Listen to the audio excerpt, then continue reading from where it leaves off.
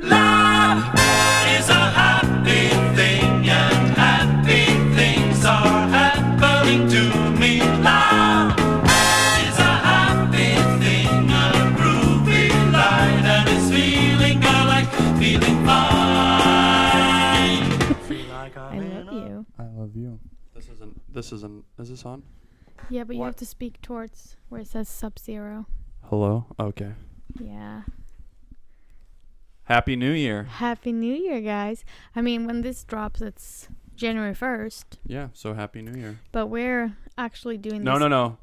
We're actually doing it on... New Year's Eve. I don't know what you're going to say. I don't know what I'm going to say. No, it is New Year's Eve, though. It is. It's the It is New Year's Eve. afternoon of New Yeah. Year's Eve. Afternoon. Yeah. Welcome, guys, to Between Us Only. Welcome to Between Us Only. I need to fix my mic. Hold on. Michelle needs to fix her mic. Fly me to the moon. Let me play among the stars. Cheers, Let baby. me see what spring is like.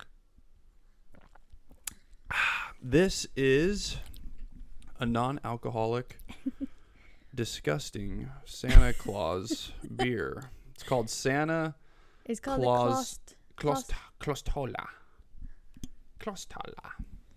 It's pretty gross. Klost Holler. It's not good. Your dad bought that.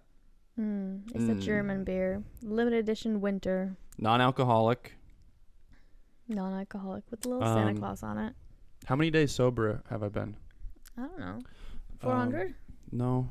I quit drinking October 31st, 2023. Yeah. So it's like 420? I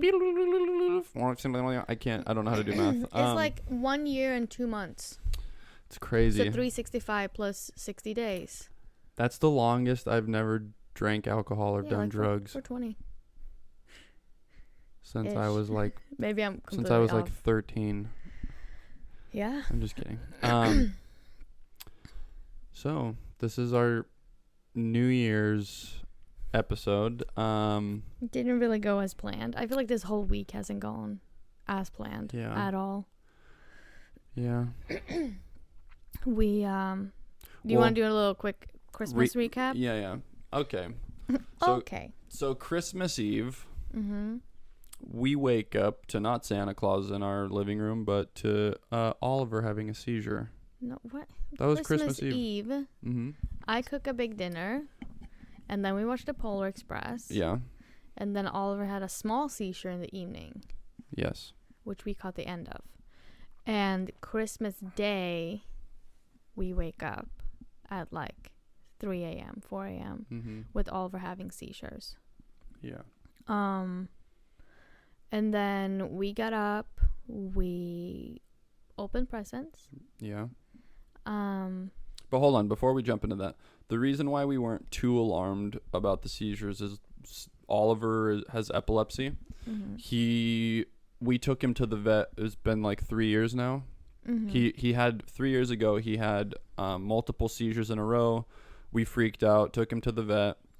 Found out that he was possibly epileptic, so they put him on epilepsy medication. And then for 3 years, we were giving him half a pill in the morning, half a pill at night, and he didn't have any seizures. We had no little brushes with them up until Christmas Eve. Yeah. And ever since then, he's been having like 3 to 5. I would say 2 to 5 seizures a day. Yeah, and we took him to the vet, and they upped his dosage. They said we're gonna bring him back in. They said all of his vitals and all of his. Yeah, so they tested his vitals, they tested his nerves, they tested his. Well, they were just like seeing reactions and his eyesight. Yeah, and they said everything was good. Yeah. Yeah, and so they said we're gonna up his dosage. It's gonna take like 2 weeks for the. It's gonna take 10 days for it to kick in. Yeah, to the higher dosage, and then we're gonna bring him back in to get blood work done and make sure his like liver and kidneys are okay with that dosage. But his seizures they've been getting worse. It feels like. Yeah, like I feel like the first 2 days after we went to the vet, they were a lot, but they were short. Yeah. And then for the past 2 days, they have been less seizures, but they've been a little bit longer. Yeah. And they've been a little bit worse. So we'll see what happens. But we're not doing anything today, basically. We were gonna have people over for New Year's, but we don't want to stress out Oliver. We don't want him to get overstimulated with people here, which can induce a seizure. Yeah. So we're just having a calm New Year's. I haven't showered today, and I put on a tuxedo. This is actually the tuxedo we got married in. In Vegas? Yeah, in Vegas. God. Yeah. I can see that. There's so many wrinkles. You know what's funny? Like, these are not wrinkles. Do you know what this is? So, you have fusing on clothes, especially like suits, like anything tailored. You have fusing on the inside that like stabilize the fabric. And this is the fabric pulling away from the fusing, meaning that this is not, you're never going to be able to fix that. Yeah. No, I know. It looks like shit. This is toilet paper. I didn't even know that. Yeah, that's toilet paper. I am dead. That's so funny. I learned that little trick from Wander. I literally thought it was a pocket, like it a looks pocket like square. it. You know, it looks good. Fooled me. But yeah, we got married in this. Nice. I don't think I've washed it since. It smells weird. Yummy. It smells like Vegas. That's 3.5 years ago. Cheers, baby. Cheers, baby. But otherwise, Christmas was good. Yeah, it was. You want to tell people about presents, or? I can tell a little bit. Andrew got me a big box with Skims. I got you a lot of stuff. And then he got me a small box. Mm-hmm. With diamond earrings. Mm-hmm. I feel spoiled. Yeah. They look beautiful on you. Yeah. Michelle got me a lot of useful things. A lot of cleaning stuff. Which is nice. No, but the air purifier filter thing is awesome. Yeah, we use that every night. Yeah, we have that in our bedroom now, and it's amazing. And I feel a difference. I do too, yeah. Like, I feel like we sleep better. Yeah. And I think it's a mix of like your new patches that you got and then the air purifier, because like going into the bedroom, like we keep the door closed to the bedroom, which I like, and just going into the bedroom, it feels like it feels like the air is a little bit better in there. Feels like we're by the ocean. Yeah. Like a fresh I do think that we air. should get like a big air purifier and having it here out in the living room. Yeah. Because the one that I got is not that big, but the one that I got is specifically for homes with pets, so it like cleans the homeless with pets. No, homes with pets, so it like, cleans like the dust and the pet hairs in the air as well. No, I love it. It's awesome. Yeah, we should definitely get a big one. Yeah. And for the rest of the place, but yeah. So Michelle. Yes. How was your 2024? How was it? I feel like your 2024 was better than my 2024. Because I felt like I was standing still a lot, but I did a lot of personal growth in a way.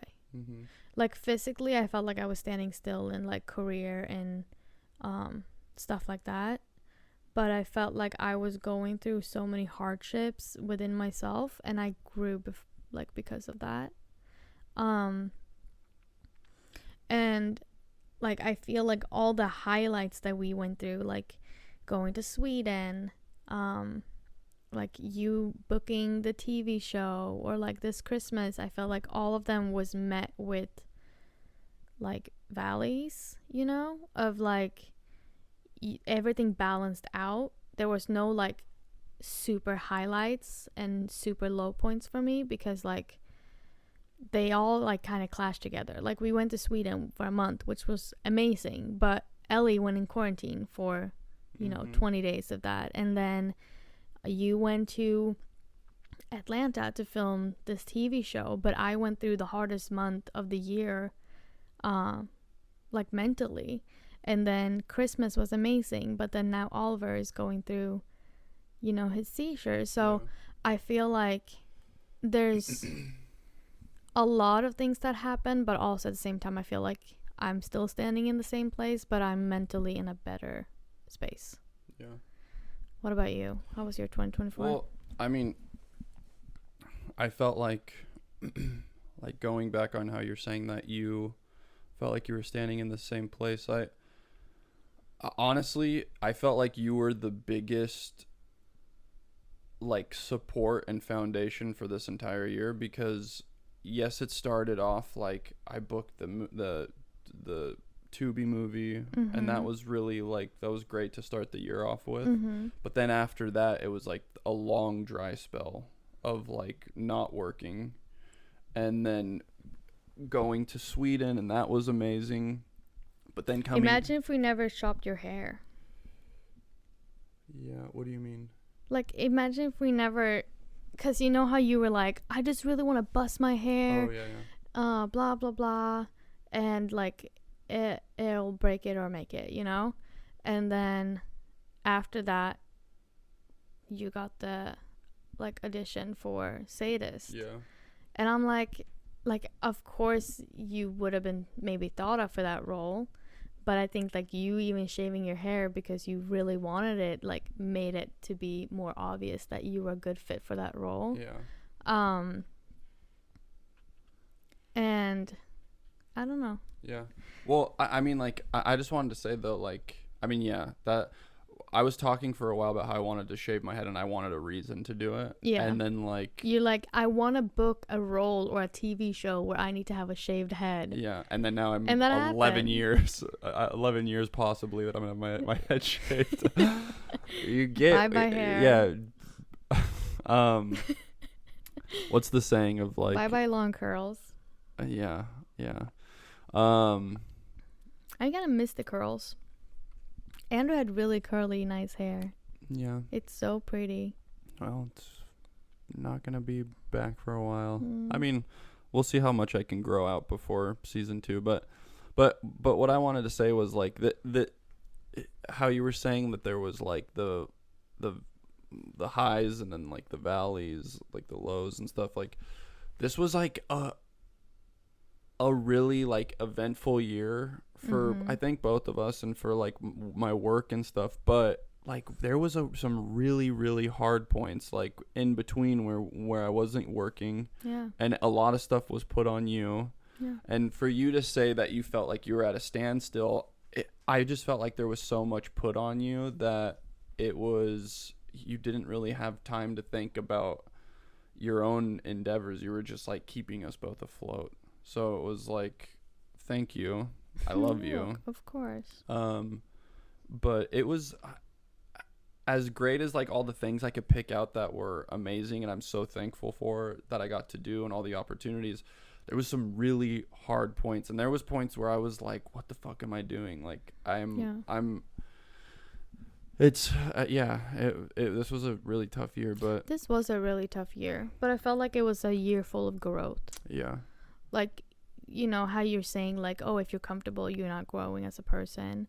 And I feel like I can sit here and say like, oh, I didn't feel like I moved this year, but you know, as I'm saying, like we both had so many hardships that we both grew so much from, and we grew together, which I'm really happy about. And we started this podcast. Yeah. And now that's a highlight. Come here. Yeah. Wee. Yeah. Oh, I was gonna high five you, and that was not. I just want to hold your hand. Oh. Aww, I love you. But I mean overall, yeah, like this year was I grew a lot personally.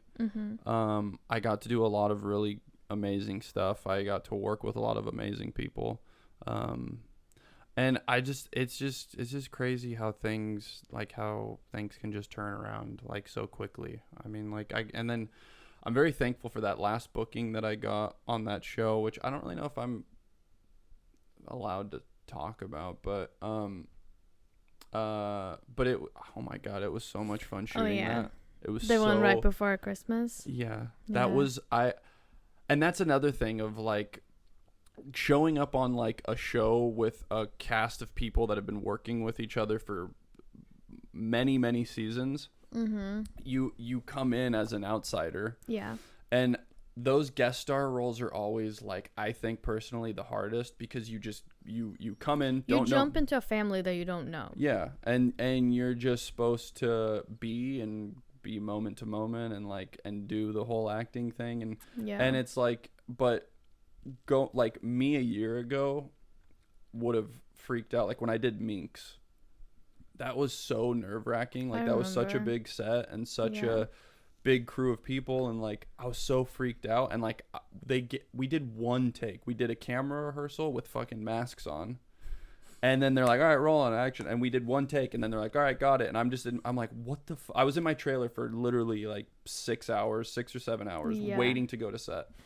And got to set, did a camera rehearsal, didn't meet any of the other actors. Then they brought in like the main star guy, and they just said action. Then he said, we got it. And then I'm like, did I black the fuck out? What happened? I don't know what just happened. Like I Yeah. hired my old acting coach or my old acting teacher to like coach me for that whole thing and stuff, and like don't even remember what happened that day. It was just like they said action and it was done. And but this last project, the show that I just did, I didn't have any of those nerves. Like I was completely present. Yeah. And I realized too, like just talking to you when you're on set, like you act a whole different way, because I feel like you're enjoying being there more, yeah, because you're not like As getting in- overwhelmed with the nerves. yeah.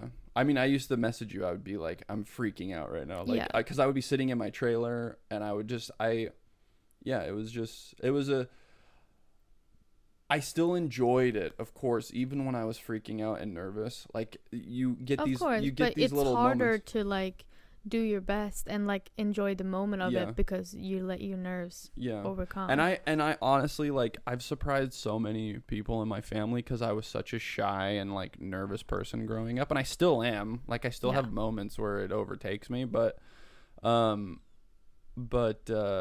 don't know. It's just really, it's nice to like look back on things that I've done, notice all of, like, I could just see how nervous I was and stuff, and then see where I am today, and like I still get I get nervous, of course, but it's like I know how to like maintain it and work through it better. And but I don't know, I'm just like, that's one of the biggest things that I'm happy about, is just where I started and to where I am now. And I feel more confident and like just believe in myself more. And I mean, and I'm still working through all of that, but yeah, like I fucking love acting so much. And I hate when I get super in my head and nervous, and that's like the ultimate that like to if you want to ruin your performance, that's the best way to do it, is like get in your head, not be present, be thinking about yourself, not putting your attention on like your partner or like your scene partners. Yeah. And it's like that's, and so I finally see this little like turning point in myself where I'm like able to be present and just aware of everything around me and just sit in those moments. And it's like I just love it so much, and I'm just so happy, and I fucking owe all of that to you, because No, Yes, you don't owe all baby. it to me, but baby, until I bit. met you, I was just like, I had the determination and motivation that I have right now, but I was like this lost ship out at sea, just like aimlessly wandering and like not really sure what direction to go. And when I found you, you like just anchored me and took me in the right way, and you helped me with all my auditions. And again, going back to stuff I've said in the past, is like I feel like I'm cheating when I do these self tapes with you, because like our chemistry is so good, and I'm just like, fuck, I can never do this on set. I was like, I'm never gonna be able to do this on set. But I just keep thinking back to the spring when we started dating, and you booked A Heart to Fight, which never came out because I mean, we never finished filming it. because COVID hit. Yeah. And you were living in LA. This was filmed in San Diego. It was an unpaid gig. You were driving out there like 4 days a week, and you were so excited to do this. And that just proves like you were willing to do all that because you love acting. Yeah. And like you were so passionate about it, and that was really sexy. But you've always been this ambitious person. I'm so happy to see that it's finally, you know, Starting to kind of pay off a little bit. no, not pay off, but just like I'm so happy that people are recognizing it and seeing your potential.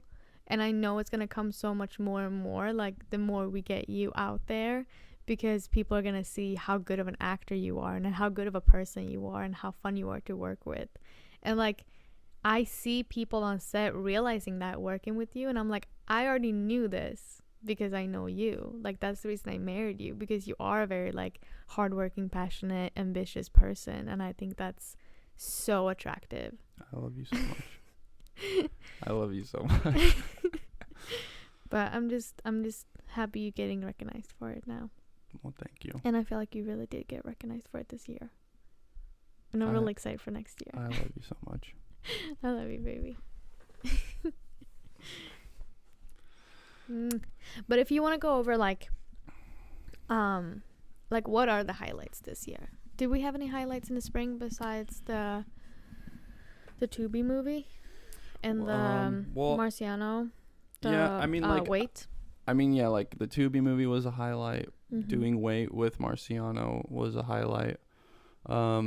Doing the Manhunt short film with Isaac. Yeah, but that was in the fall. That was this year. Wait, you're confusing me. No, I'm trying to go like. Oh, chronologically. Yeah. Well, going to see your family, obviously. In Sweden, yeah, the that baptized. was. Yeah, You becoming a godfather. Ralph's godfather was a huge one. Yeah. Also, it was such a funny thing. Michelle and her family, just how they were gonna tell me. They did like what was that, like a it was like a fill word. in the blanks like sentence, and I had to Yeah. guess letters for it. Yeah. And you had to give me like clues. And this was when I booked the Tubi movie. Yeah. And I had like a day with the script, and then I was flying out, and then had to be shooting on like that following Tuesday. Like I literally had a couple days. Yeah. So I was super stressed, and I was just like trying to cram and pack and learn as much as I could from this script that I just got in my hands. And you're just like, come on, like I just want you to do this, and I was like in the morning. I thought you were gonna put it on the internet or something, like because you wanted to film me, and I was getting really frustrated, and I couldn't figure out I was like, what the fuck is this? I don't know what it is. And then it ended up saying, would you be Ralph's godfather, right? Yeah, but I also misspelled. Yeah, Michelle misspelled how many letters were in some of these things too, which also made it very hard to guess. Dyslexic. Okay. And but the video is just like, it is so, I felt so bad because I don't think I ever sent it to Michael. It I was too big. you did because they called and they watched it while they. No, I I'm don't think pretty I ever sure- sent it. I'm pretty sure I talked to them when they. Yeah, we called him afterwards, but I don't think I ever sent him the video. I'm pretty sure you did, but yeah, it was just like I was being grumpy in it, and then at He's the being end, so I'm just grumpy. like, I couldn't. My mind was like, wait, what? What is this asking? And which was like is a huge honor. Yeah. And Ralph is my brother's youngest son. Yeah. And just getting to spend time with your nieces, and then Ralph, of course, my godson. That was so much fun, and like I just love going to Sweden, especially during the summer, because I mean, it's like I was saying, it's like your family likes to work, sit down for 20 minutes and like enjoy all of the stuff we did, and then get back up and clean up and work again, and then go to bed or something. Like that's what I feel like we do a lot. It's like we're just Yeah. working and working. But We're that kind of family. yeah, but I really enjoy working with my hands because it reminds me of being back home in Washington. So Yeah. like I love going to your family's vacation house, and like the fact that we got to build like the patio or the deck for our little cabin, and like Yeah. I really love that. Like Yeah. there's like a real enjoyment and just like making I think something. that cabin is almost finished on the inside now. Yeah. I think my dad just got the final walls. I don't know if he put them up yet, but it's looking really nice. Oh. I'm very excited. I'm very excited too. I think next time we go there, especially if we go during the summer, we're gonna be able to do like do some interior for it and make it nice and Decorate it. yeah, Yeah. make it nice and ours. We can put some wedding pictures up in there. Yeah. Yeah. We can do like a dresser and get some like leave some clothes there that we will have like for being out there, like cozy clothes. You think that's a good idea? You think that like bugs won't get in there? No. We always like we do have that. Okay. I still have some clothes there. It's mostly like clothes to work in. Okay, yeah. Yeah, work clothes. And then like what am I thinking? I'm an idiot. And then like some like cozy sweatpants and stuff. Yeah. That was my mom has like grandma's old bikini from when she was young. She has that in her drawer? Yeah. Does she wear it? Yeah. Oh, okay. I was like, what is it? It's like all these old like swimsuits and bikinis from like the 60s. It's fun. Yeah. So that was a highlight. That was a highlight. Yeah, going to Sweden was a highlight. Coming back from Sweden, I would say like when we went to the farm to do some picking. Yeah. That was like a smaller highlight. Mm-hmm. That was a really nice day. And then you booking Manhunt. Yeah. And then you booking Black Dagger Brotherhood. Mm-hmm. That's probably like the ultimate highlight of the year. Yeah, just because like it, because realistically, like that just was. I never wanted anything as much as I like.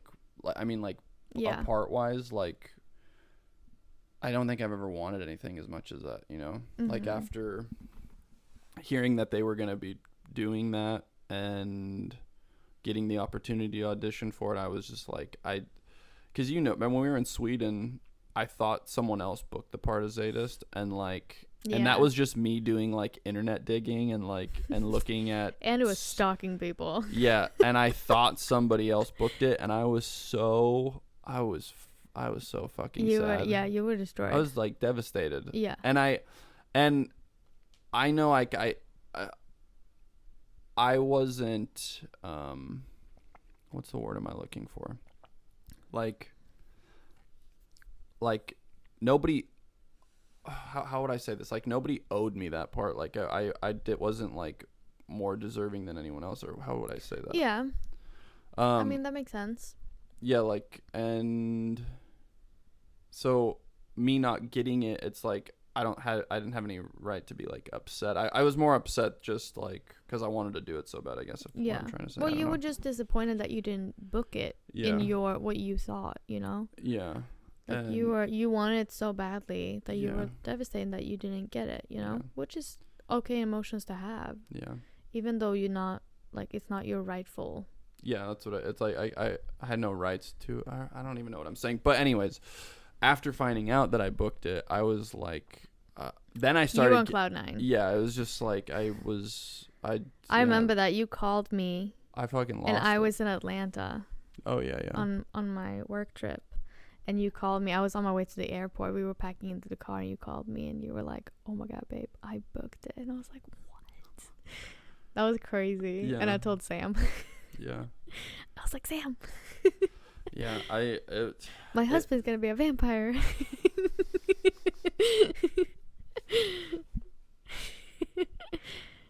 No, it was definitely the biggest highlight of this year. Yeah. It helped us out a lot too. Yeah. And then I feel like highlights too has been like every time my parents have come here. Mm-hmm. When my parents came here with my aunt in the spring. Mm-hmm. Oh yeah. That was a big highlight. Yeah, that was awesome. I keep forgetting that was this year because we went to the flower market. The flower market. We went to Catalina Island with Justin and Anne.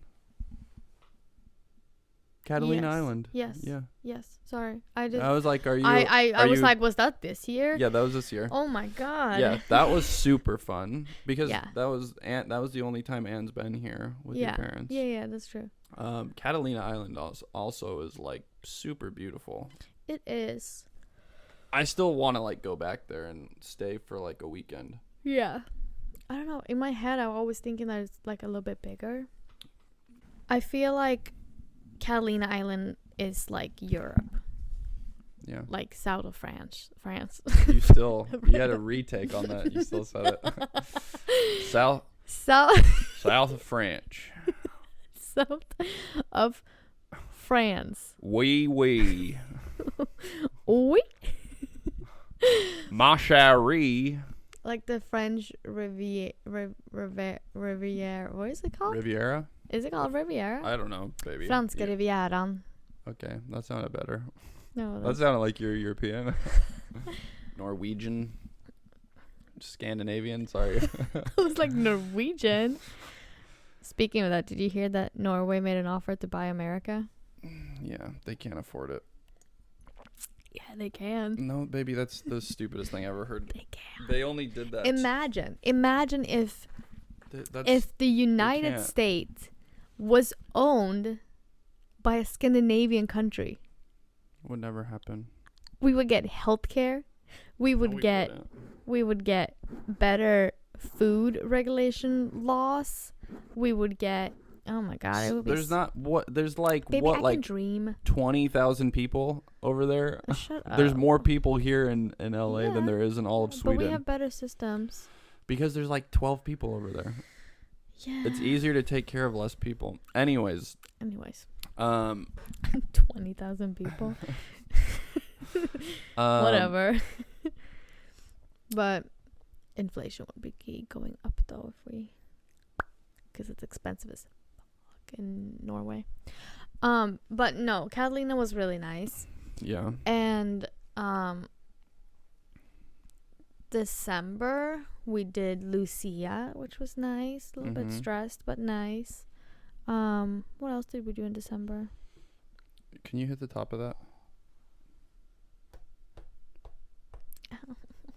Here, you hold it. No, hold it on the edge. Like really dig it in there. Ah. You have to. No, can you just go get a thing opener? It's okay. Go get an opener. Just go get an opener. I'll hold down the fort. Here, hold me. Okay. Give me the mic. Okay. Keep talking. And then what It's other? Like not even all the way. And then just Christmas. It's been a good year. Good highlights this year. It Flip the mic. It has been a good year. What are some low points? Low points was Ellie getting locked up in prison in Denmark. That sucked. That was terrible. Like when they told me, when I was at the hello Olivier. sir, how you doing, Nana? Hey, buddy boy, you want to come up here? Do you have anything to say? Hey. What? Do you want to play? Yeah. You want to play with me? Come here. Come up here. Come here. Say hi to everybody. You wanna come say hi? Hey, come here. You wanna, You wanna make an play? appearance? Are you cute? The way you just stare. No, but the way my heart just sank when they were like, when I was standing in there and I was like, well, this is gonna be all figured out. This is like, they just made a mistake. They're just being extra, cautious, whatever. Fuck Denmark. And then they were like, no, you don't have the right paperwork, so she's not gonna be able to come in the border. And I was like, like I felt like everything was just standing still. And I was like, what is going on? Like, I don't even know how to handle this. Yeah. And I hadn't even called you yet at this point, because I knew that you would kill people. I don't like Denmark. I think it's a shit country. I mean, to be fair, there was a lot of reasons that I do think that they should have been more like lenient with us, because their reasonings were stupid. Yeah. But I also understand there are rules, and at the end of the day, it was the veterinarian in Sweden that fucked up.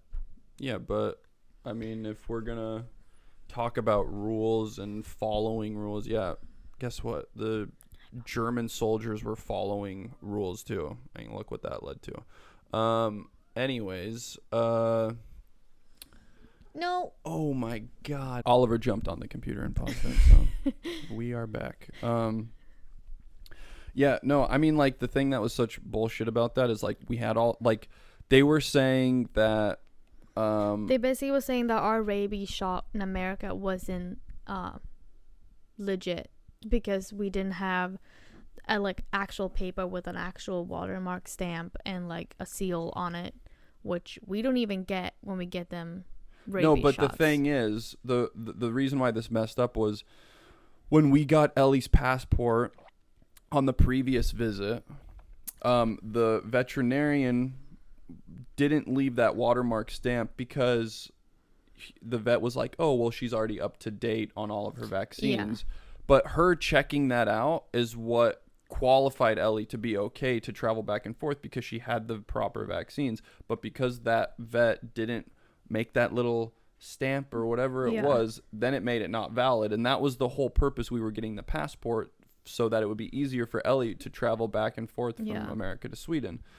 And so in Denmark, they saw all of the paperwork and they saw where that little stamp was supposed to be. And they also talked to that veterinarian and they knew where the miscommunication happened, and they knew that Ellie was completely vaccinated and up to date on all of her shots. But because of that little technicality, they were like, well, it's just the rules and we can't. And it's like, shut the fuck up. Yeah. And quit being a dumb cunt. When we made Ellie's passport in 2022, they said as long as you have a valid rabies shot in her and paperwork for it, then this passport is legit.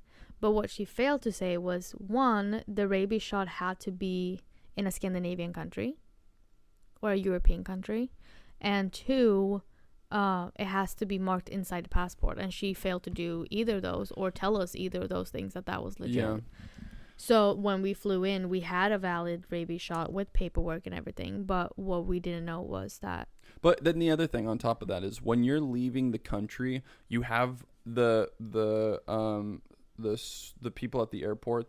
They were like the Swedish airlines people. Yeah. They when look you check in. When you check them in, because they have to put they have dog to check in the all special cargo. Yeah. So they have to check all the paperwork, and they literally have to check those specific things before they even let you fly. And they check everything. And then you go and do a second checkup when you check the whole cage and you check the paperwork again. Yeah. And they checked all of that. Yeah. And they greenlit everything. And then when she got to Denmark, they were saying, how did you even get here? And it's like, because I have the paperwork. Like, and it's just, it was complete bullshit. And it's a fucking way for them to make money off people, because that's exactly what happened. They made more money off of us. And like, we had to fly to Sweden with Ellie and then board her in Sweden. And it's just a fucking scam. And it's like, also when we went to go pick Ellie up from that boarding area, which, like, listen, the girl, the vet technician or whatever she was there, she was very sweet and kind. But the way that they treat the animals there, not like they're treated bad, but it's like you walk in and it's like a quarantine, like that you have to wear a full body like suit and masks and gloves, and like it's it's like a zombie apocalypse how they act in there. Ellie didn't have any diseases. She didn't have rabies and everything. Yes, we know that. They knew that. But I am happy that they were very cautious, because we don't know if any of the other dogs that were there had anything. Yeah. And because they're cautious, they didn't transfer anything from those dogs to Ellie. I get that. But again, so it's like, but again though, you can see all of her paperwork. Yeah. All of her paperwork, and we had all of her previous yearly shots in the past. Like, we have all of their vet visits, all filed, and that's all in her folder. And anyone with a brain and common sense can look at that and be like, oh, okay, like, they take care of this dog very well, and she's all up-to-date shots, and there's just this little technicality. That's the reason why she's being put here. It's just bullshit. All of it's bullshit, and it's a way for people to make more money. And I just don't understand, like, how people can fucking sleep at night when they have jobs like this. It's just like, if I was in a position of power and you make these calls obviously it has to be a case by case basis. You can't just be like, oh, you're fine, you're fine. Yeah, obviously there's some people that don't do the shots and they don't properly take care of their animals. And Yeah. yes, it's not safe to bring them across borders with different agriculture and livestock, and there could be diseases could be spread. I understand the purpose behind it, but when you can clearly see these documents that are actually by vets and like she's had all of her shots and all this stuff, Yeah. you just need to make an educated decision and be like, okay, these people did get all this stuff. There's no point to board her in a quarantine for 20 something days and then give her another rabies shot on top of one she just got. Yeah. It's just like there's no common sense there. And I hate people that just on technicality, they're like, well, no, I just have to. It's like, shut the fuck up Yeah. and be a human being. Like, what is wrong with you? Yeah. It was terrible. That sucked. That was and actually it probably also the sucked lowest. that we weren't able to quarantine her in our house, which we would have been able to if we lived in Norway. Yeah. But Yeah. oh well. So that was probably for me the lowest point, and it's good that you were the one in Denmark and not me, because I probably would have throat punched Yeah. one of the security guards. And it would have been quarantined too. Yeah, I would have called you and like, hey, I'm in a Denmark jail and they have Ellie. Yeah. No, it was crazy. It was probably one of the worst. Because it was just like everything that you do not want to happen after you've been traveling. Because that was the thing too. I was like, I need to make sure that she's okay. Because she's been traveling for so long. Yeah. And they wouldn't let you touch her or see her, right? Well, when I was first at the border control and they were first checking my paperwork, I actually took her out and I gave her some water, and I like was holding her and like petting her while we were like when they were checking the paperwork, and they took their time. I was there for like 40 minutes, so I was like sitting with her there, and then they were like, we have to transfer her to the place that we basically board her for the night in Denmark. Yeah. And I wasn't allowed to go there. They took her, and then they were like, you have to meet us here. Here's the address. So I met up with my parents. They were outside in the waiting hall. We drove over there. I started talking to them. We had to wait. They were checking all the stuff again. And then she was like, I was like, can I say goodbye to her before we go back to Sweden, like for the night, and then come back here in the morning? And she was like, no, you can't see her. And I was like that was just like, what the fuck? I just wanted to cry. Just a person being a shitty person. Yeah. And like the girl that I met there, she was super nice. Like, I'm not gonna lie, she was super, super, super nice. There was two girls there. One was an old lady and one was a young girl. The young girl was amazing. The old lady was not amazing. But and then the next day I had to fly back from Denmark to Stockholm airport so they could take Ellie because she wasn't allowed to fly by herself. So you drove back and I flew back. And I met Ellie at the airport in Denmark before our flight, because I had to we had to like pick her up and I had to check her in basically. Yeah. And like the younger girl, she was there still. She had been there all through the night, you know. Mm-hmm. So she was still with Ellie, and like she was super nice. She had like put like ice in her little like watering thing, so the ice would like not melt during the flight, and like she would have water during the flight. And then she put in like a blanket and everything, and so like she made it nice for Ellie, which I was really grateful for. But during that time I was able to open up the cage and like hug her. Yeah. And that was the last time I saw her before we quarantined her, which was really sad. But yeah, she was really freaked out yeah, the whole time, but she was smiling from ear to ear when we picked her up. Yeah. Finally, she was, because that's the thing too that I wanted to like tell people. I'm like, listen, she is an emotional support animal, meaning that she needs emotional support from me. Like, she does not handle conflicts well. Yeah. Like, she will get... What Michelle's trying to say is Michelle is Ellie's emotional support animal. It's crazy. Like, Ellie is 100% Michelle's dog. and I'm just a guest living here. You're just the man that came one night and never left. Well, yeah, that's a whole other story. But no, but like when Michelle leaves, Ellie is like, she has detachment issues. Like when you leave, Yeah. and so yeah, that was extremely hard She's for her. literally laying behind me right now. Yeah, wherever Michelle is, Ellie is laying either underneath her or next On to top her of me or on top of you. Yeah, like she's very dependent on Michelle. Yeah. But yeah, that was She's a little trauma girl. yeah, and that's because of how she had a really awful beginning to this life, you know. But yeah, that was definitely the low point. That was definitely a very big low point. And then now with Oliver having epilepsy, yeah. I really hope that this is just, we're still just waiting for the medicine to just do its thing, and just like the high dosage to kick in. The stuff I was looking up though, there's other, on top of this medication that we've been giving him, there's that other medication that's an added medication that starts with an L that's supposed to subside the frequent seizures. Yeah. So there's, I was seeing that there's options that we have. And then diets. Yeah, changing his diet to a high fat, low carb diet, which we would need to talk to the vet about. And then and then we need to book that appointment for his 2-week checkup with this blood test. Yeah. We're on our hands with it. It's just so hard because like you feel so helpless because you don't know. Like, you can't help him because you don't know what's wrong because he can't talk to you. And he's definitely epileptic. That's like no doubt about that. But the thing that's, I 100% think that the fire alarms in our building was the cause of it. To his epilepsy? Mm-hmm. I don't think that's how that works, baby. No, it is. High stressful noises. Epilepsy is like a neurological.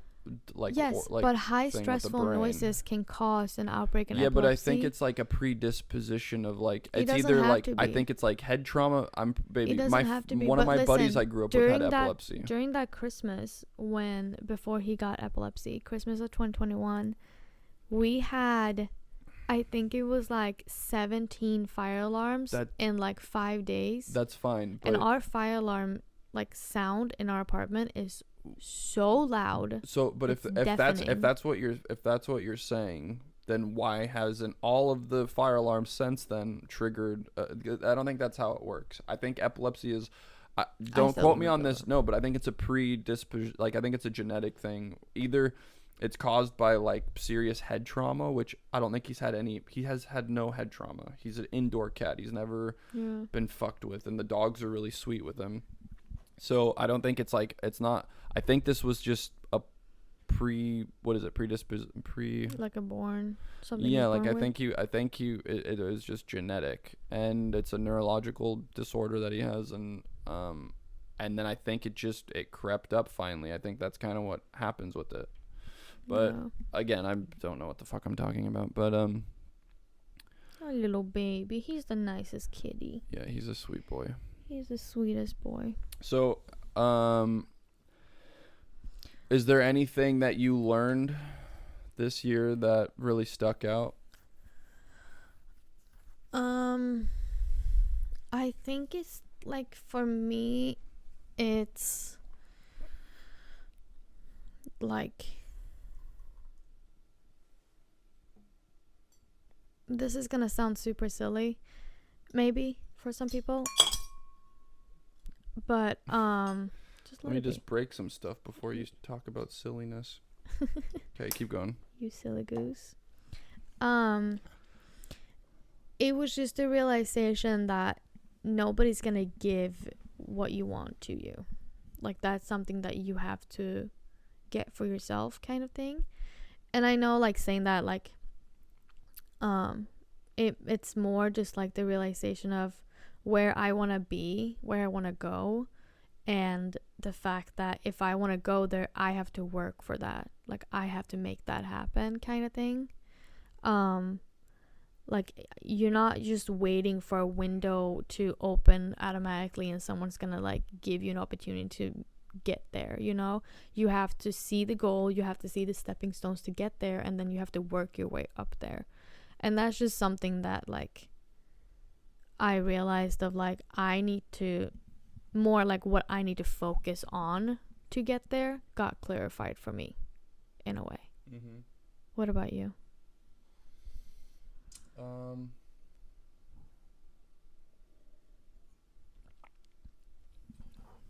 Well, I feel like this podcast got very sad when we start talking about Ellie in quarantine. yeah. Happy New Year. Wee.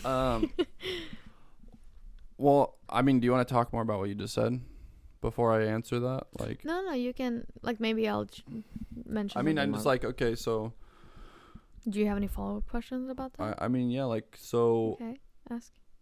what are some things that you see that you need to do to get to that ultimate goal that you have for yourself? I mean, it's just more personal about like actually sitting down and like I know for me, for example, I love making lists and checking things off.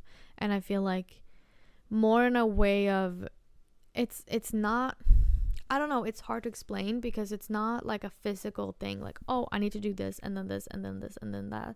It's just more a way of thinking that it's possible to reach that stage. I know, but Like it's more of a mental block that got lifted, you know? I get that, but like, so you learning this, Like for example, like if I want to start my own brand, I have to sit down and when I start my own brand, I need to be able to reach that. I need to actually sit down and start working on products of designs that I want to do, because like it or not, if I want to do production or not, I still need to have samples. I still need to have like do fittings so I know the product fits. I still need to do, you know, the patterns. I still need to do all of that, and that's just a time consumed like assumption that I would been like kind of pushing aside, being like, oh, this is gonna happen, you know, sooner or later it's gonna happen anyways, so I don't have to put focus onto that. Meaning that like now I'm more like, okay, what do I want to make? Everything doesn't have to be focused on the business, but like just also getting back to like why I love being creative, why I love like why I love sewing, why I want to do this in the first place, like getting back to the red thread of it, you know? Yeah. You look like you're not convinced. No,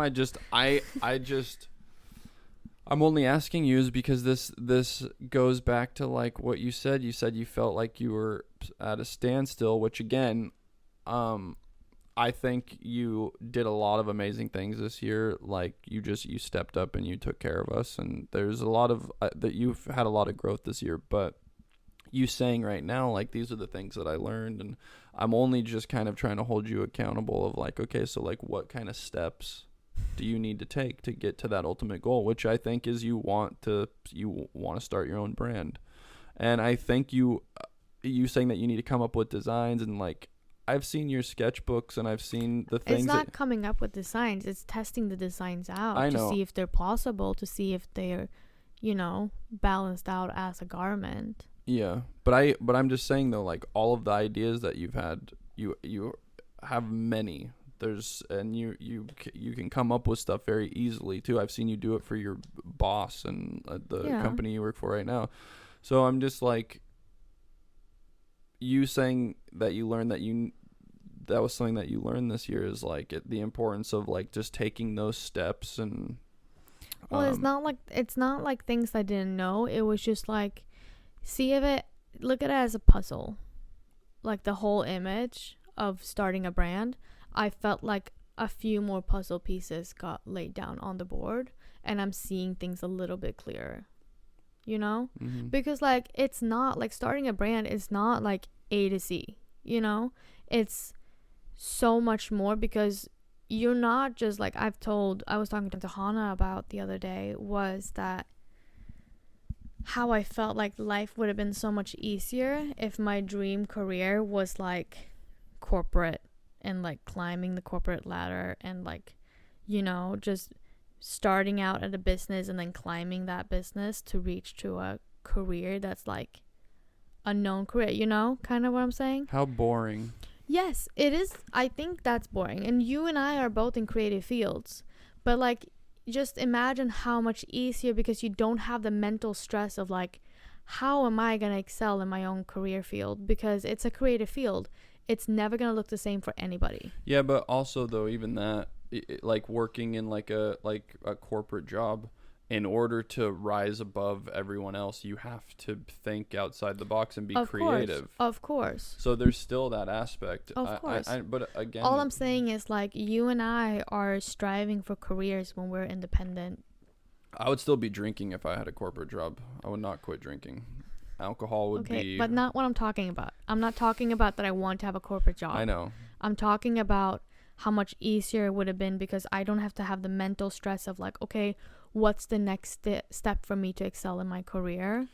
Because you already have like a layout of like, okay, what's the next promotion that I can get? Well, yeah, but I'm just saying though, like, you saying that that's easier. Is it easier? Probably not, but it feels like it, because just because you brought this comparison up, I'm only going to talk about it because I don't think that would be easier. Not saying depending on whatever the job is, it's not going to be easier, because it's going to be, it's like very soul sucking. Like, I don't think that makes it easier just because you see a clear cut path of where your trajectory should be in order to be successful. Yeah. I look at that as like, is depressing. As hard as it is to be in our creative fields of like the unknowing and like not sure what's going to happen, that's also part of the excitement. You never know what's around the corner. But the only reason I've been pressing you on this is just because, like, okay, you learned those things from this past year, and I'm just saying, now that you learned that, you really need to implement those steps for you. I don't think you stood still this year, but for you to not feel like you stood still, now that you learn those things, now implement them. Yeah. It's like you can write as many things as you want in a checklist to do, but until you start actually checking those boxes off. Yeah, of course. So, but yeah, I mean. But that means that I'm going to sit more in this little shower. Curtain, that's fine. And working. I say we do this. I say we go to the bank. We go pull out $50K. No. And we pump that into your brand. No. And we just fucking roll the dice and see what happens. No. Cheers, baby, to 2025. No. Let's do it. We're going to the bank after this. No. No. Because I'm not going to spend my own money. Hey, I heard that's what billionaires do. They just take out loans. They never spend their own money on their own shit. Yeah. That's what we should do. I believe in you. I like you. That's where you need to get your head out of. It's not a gamble. I don't think it's a gamble. It feels like it. It doesn't. That's what you're wrong. I think it's also because like I haven't done enough research for myself to like knowing what to do with the money. If that makes sense. Listen. I don't know who to contact if I want to do production. I don't know how to do. Listen, really quick. I don't know enough about the business to sit here and act like I know fully, but I know enough people to where we could just call, like, okay. But hold on a second. But wait, can I just say a thing about that? That's like blissfully unknown, like unknowingly creative. Can I just say something? No. Let me just talk about it, because I know so much of the ins and outs in the business that it scares me, and that's a mental blockage that I need to work on. While you don't, and you're just like, just do it. Like, you have the motivation, just do it, blah, blah, blah. You know, you're pushing, which I love that you do. But that's the same thing with like how I had with the podcast. I didn't know how it was running a podcast, how it was running a YouTube account, how it was uploading stuff to like potential platforms and everything. But I was like, I'm just gonna do it, because I didn't know all the ins and outs before. And I think that's like what is it called? Exciting? No. It's like the evil root of it all, of knowing too much, is like that's a mental block, because you're like, I know too much, and I'm fearful of all the things that could go like wrong. Once you it's like as soon as you see how big the mountain you have to climb is, that can be daunting. But if you just look in front of you and take those steps of not really acknowledging how far you have to go, it makes the climb easier. Yeah. And that's why you do need to make those partial goals. Yeah, along but listen the way. though, really quick. Tell me if I'm wrong on this. Okay. Yes. No, I was kidding. You make the designs, you make the patterns, you actually sew the samples so you have something. I need you to focus here. I understand you spilled on yourself, but it's fine because it's clear vitamin water that you're drinking, so it doesn't stain. Stop. Focus. Okay. You make the designs, you make the patterns, the patterns that can be recreated by the people that will end up sewing it. But okay, so you make the designs, you make the patterns, then you make the samples to see that it actually works. You want to do a women's wear, everyday women's wear line, so you come up with some things, and like I wouldn't think too much on it, like sitting like, is this the right thing to launch? I think you just need to trust your gut, go with this first line of clothing.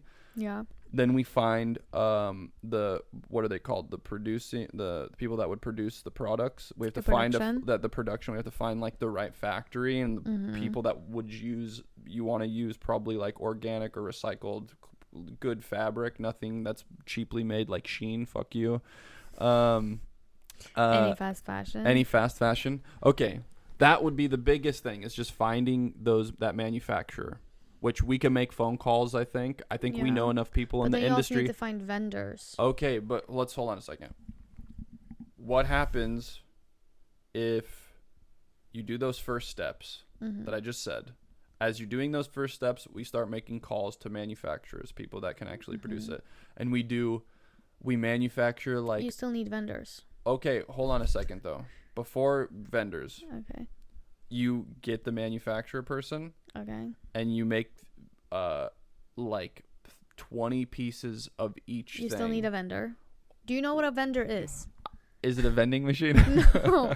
A vendor is the person that makes the fabrics, that makes the trims, that makes all the stuff. Okay. They need to work with the production and send all the rolls. That's where I'm confused at. They don't work in the manufacturing building too? No. Well, what are the people in the manufacturing building doing if not getting the material?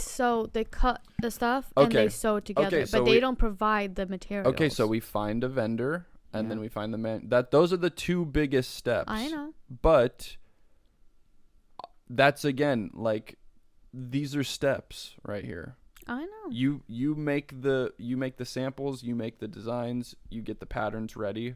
We go to the bank, we pull out $50,000. That's what we do with that money right off the bat. We find a vendor, we give them some money, then we get the manufacturer, we give them some money. Bada bing, bada boom, and then we turn this place into a fucking little ship out factory, and we'll just try to do the groundwork of like promoting Ellie Shim and your company and all that stuff. And we just do that groundwork of like shipping out stuff privately to people until... I mean, my buddy Joel, who started the Great PNW, he started out of his garage, and now his company his company makes millions and millions of dollars, and he has stores all over the place, and now he owns a pizza place in Spokane, and he's probably gonna be the fucking mayor of Spokane. Okay, 2025 is the year. Okay, I'm just saying, let's you guys hold me accountable. I'm just saying, though, those you talking about steps and lists, that's it. That's the first step is like getting all those patterns out. That's what I'm saying. Like, I'm just getting a clear image of like all of these other small things of how I want to do it. Because I don't want to make, of course I'm going to make fucking mistakes. I'm going to make so many mistakes. And of course I'm going to do that. But I'm just trying to like, as much as I can, prevent some of them. Listen. That's how you're gonna grow, is all those mistakes, all of the mistakes that I've made. Yeah, but some mistakes. All of my mistakes have been filmed, so I can look at them all the time. Okay, I see all of the shitty things that I've done. All of the bad performances I've done, so I can see those, and those are on film forever. Okay, you're gonna make mistakes. That's part of it. That's how you learn. Mistakes. If you executed everything perfectly. When you do your next launch of whatever, it's going to be the same thing because you did not learn anything, and it's going to get boring and no one's going to care. Yeah. You have to make those mistakes because you're swinging for the fences and like, but the only point what I'm saying is because you know what you need to do. Yeah. And I think the best thing right now, before you think about sewing the actual samples and all that stuff. Like, sit down and trust your gut and just come up with the first collection. Just sketch out your first collection, women's everyday wear thing. You don't have to be like, this is our first launch. It has to be perfect. It has to be this. All it has to be is your gut instincts, and you just go with it. You know, another thing that scares me What? is the business aspect of it.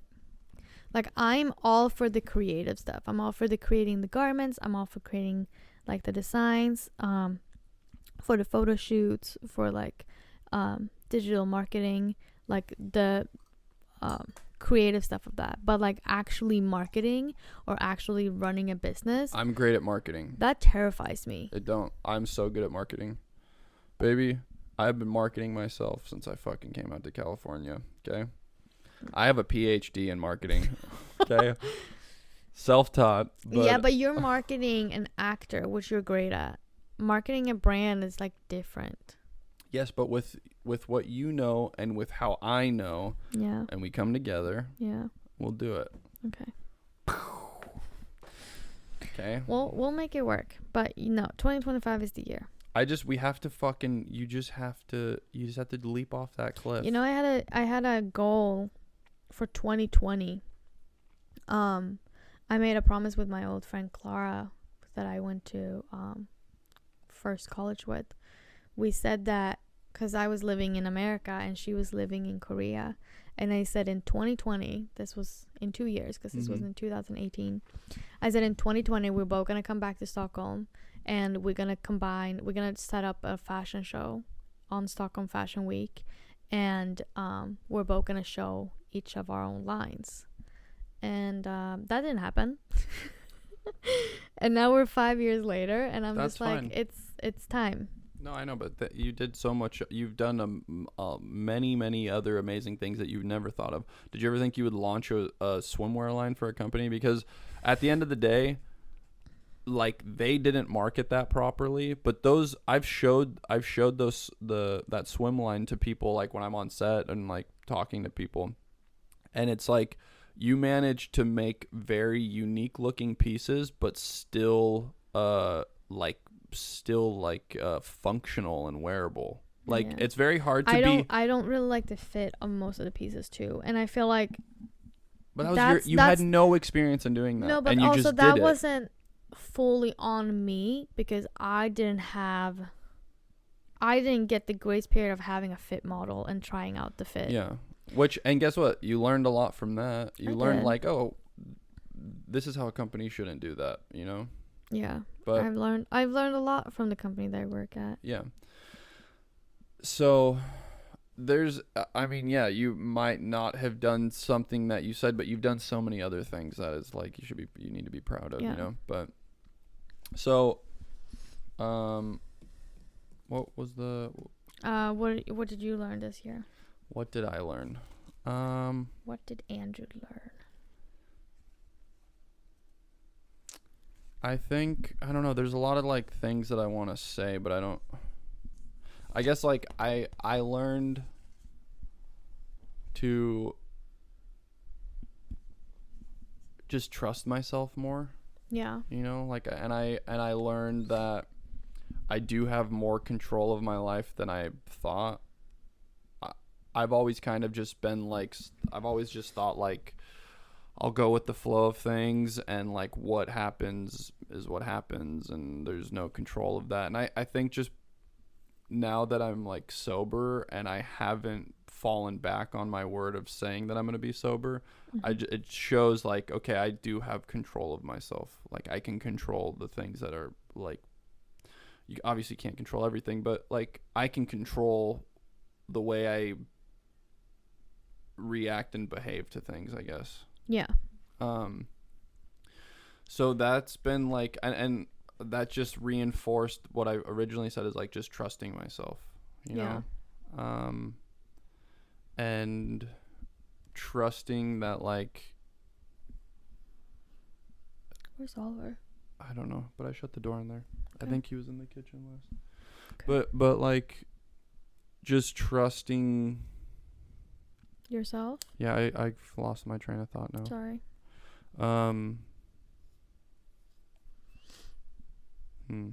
How do you feel about imposter syndrome? Well, that's completely different. No, I know, but I feel like comparing you to the previous year or to previous projects before this year, I feel like you have been more in mind of like, okay, I actually do belong here. Yeah. Which I think is a big growth, because I know you had a lot before. You were like, I feel like an imposter. I feel like I cheated my way to get here, blah, blah, blah. And I think that's a big thing that you've grown in, especially this year. Yeah. Well, no, I mean, again, I think that just goes back to like learning to trust myself and learning to trust. Like, I think also it's like I've had so much fun when I'm doing like whatever you want to call it, the work, when you're like, I don't really like saying that, but when you're working on like a character and you're doing like the research, I guess, on a character and all that stuff, like, to me, I'm sitting at home in my underwear and it doesn't feel like work. Like, I feel like I'm just like skipping school and like reading something that I actually want to be reading and not doing work, if that makes sense. Yeah. And so trusting that what I am doing is it is a process and it is work, and just not selling myself short and feeling like I didn't deserve the things that I got because I did work for them, you know. And like I did put in the time and I did do my research and on whatever I had to do research on, but just because it didn't feel like I've done shitty jobs, I've done manual labor, I've done construction, I've worked with my dad on cars, I did all that stuff, like things that's hard work to do. For you go from 9 to 5 and you're there for 30 years, like 40 years, 50 years, however long someone's at like a really hard job. I understand that to an extent. So when I do these types of things, or like when I'm working on a character, it doesn't feel like work for me. And like to tell myself though, like that the hours that I'm putting in to those things, like, does make me deserving for when I book something or when I have that opportunity, you know? Yeah. And I it just, again, it goes back to trusting myself and learning to trust myself. But, yeah,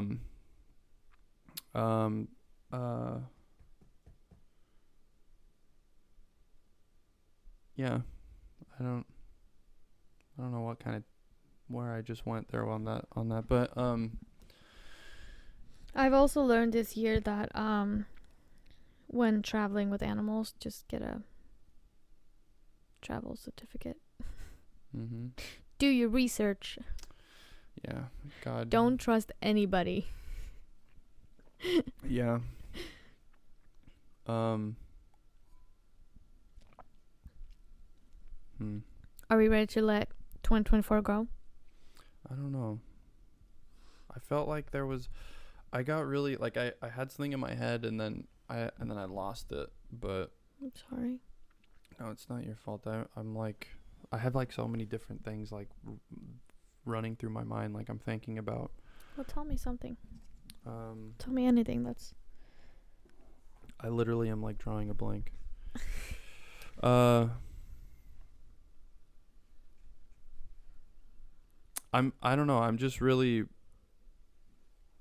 I just feel really happy, like in a sense of like, I can feel how much I've grown, you know, and so it's just refreshing when you put in that time, and as you're doing it, you don't really realize it, and then you take a step back and then you see all the stuff you've done and like all of the actual growth you did, and I don't know, it just goes to show, like, if you work hard and you mean well behind what you're doing, it pays off eventually, you know? Yeah.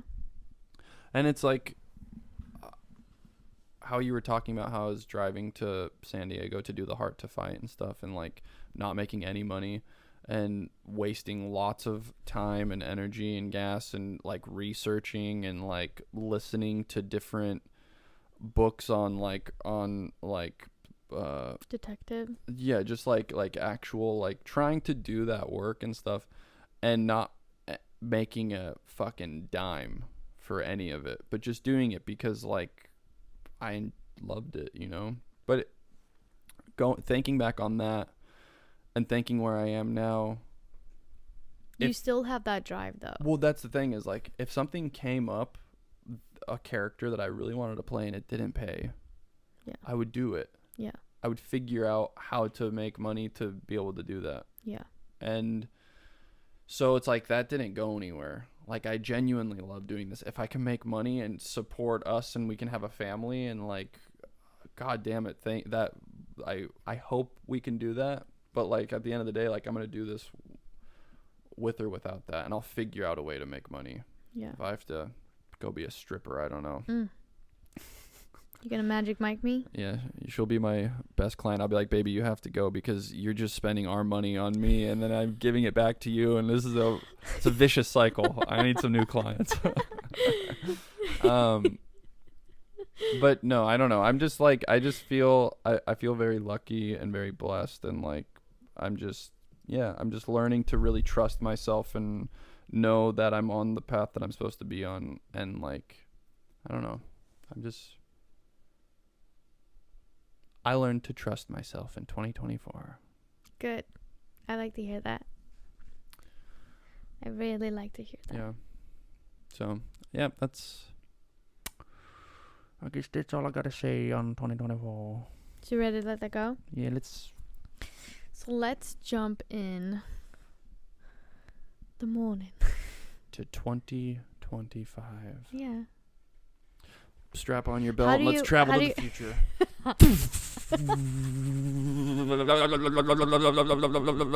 Sorry. Anna started watching the new Star Wars TV show. Skeleton Crew with Jude Law. Actually, it's pretty good. Fucking fantastic. I haven't really I've only seen a little bit. You missed the beginning of it. I missed the beginning, but it's pretty good. Yeah, it's pretty good. Jude Law is compared fantastic. to all the other Star Wars spin-offs that they've done. Like this one is actually really good. Yeah, the other Star Wars spin-offs that like they the do. Mandalorian was good, but then The they first kind of season was but good. then they kind of like it's awful now. It's Yeah. not good. The first season of Mandalorian was fantastic, and then so I had hope for all the new spin-offs they were doing. yeah.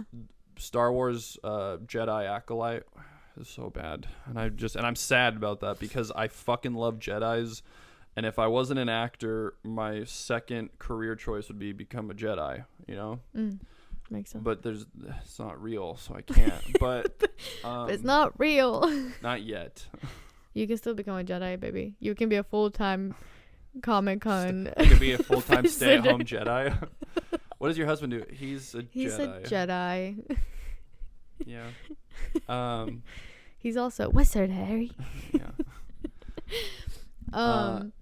But no, it's really good. It is. The little kid actors are fantastic. The writing is good. The writing is really good. The production quality of the Yeah. show is fantastic. And Jude Law is just fucking... He's a great actor. He's so good. He's so good. He's so good.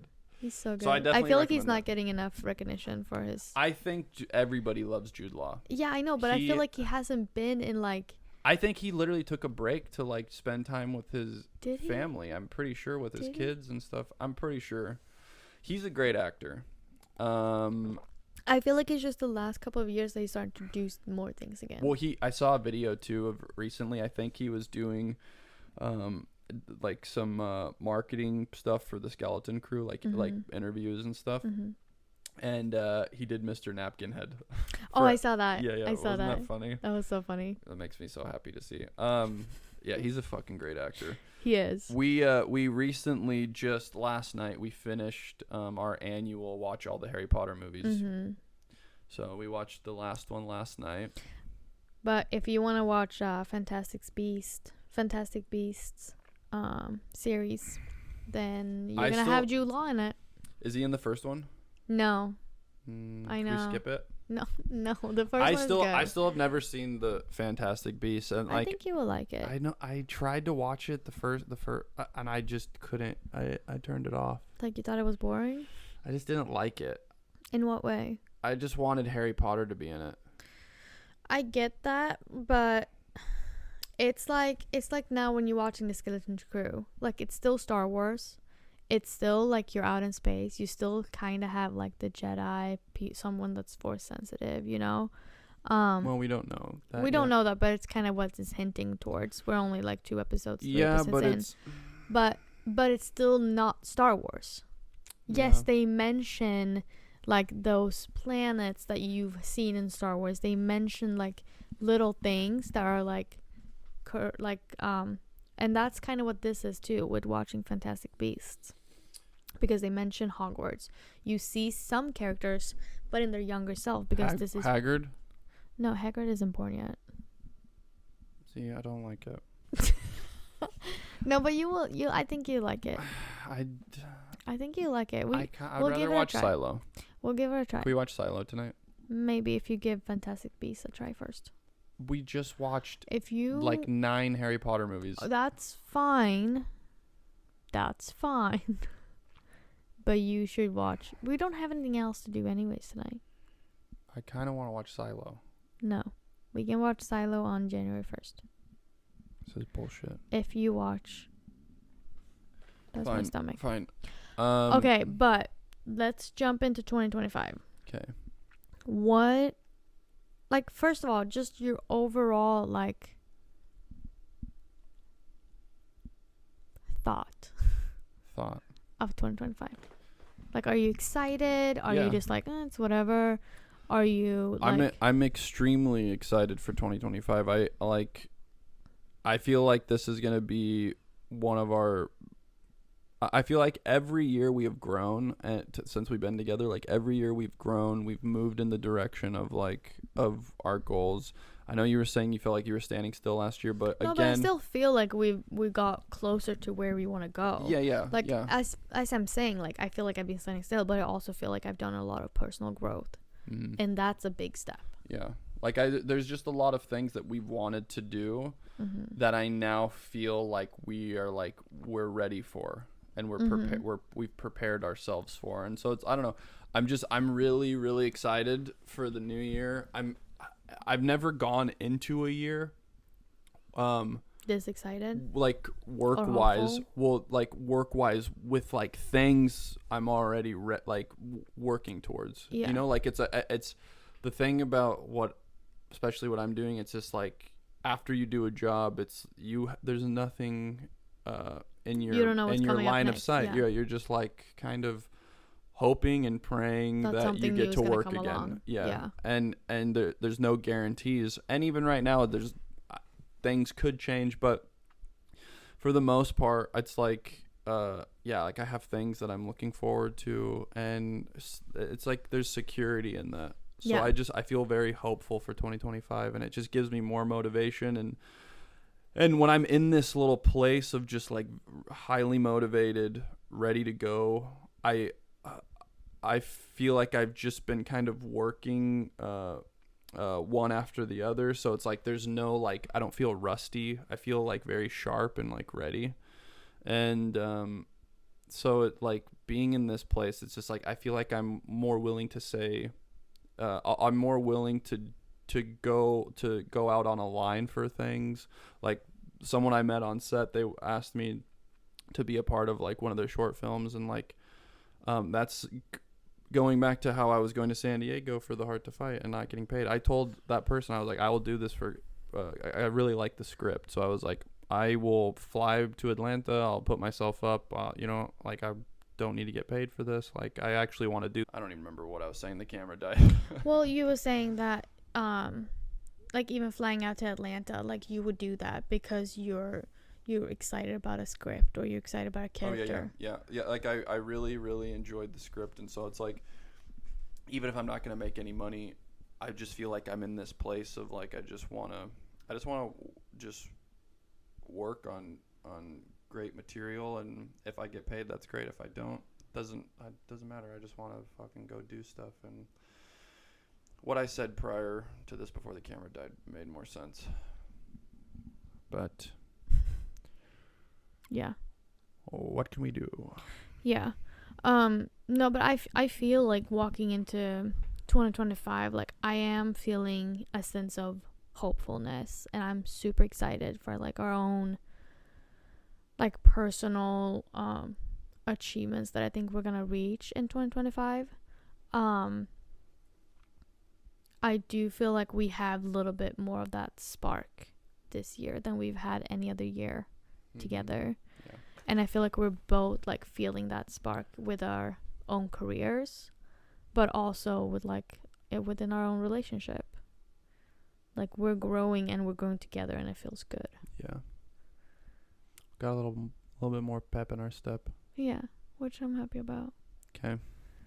So we're both excited for 2025. We're both excited. Do you have any like goals for 2025?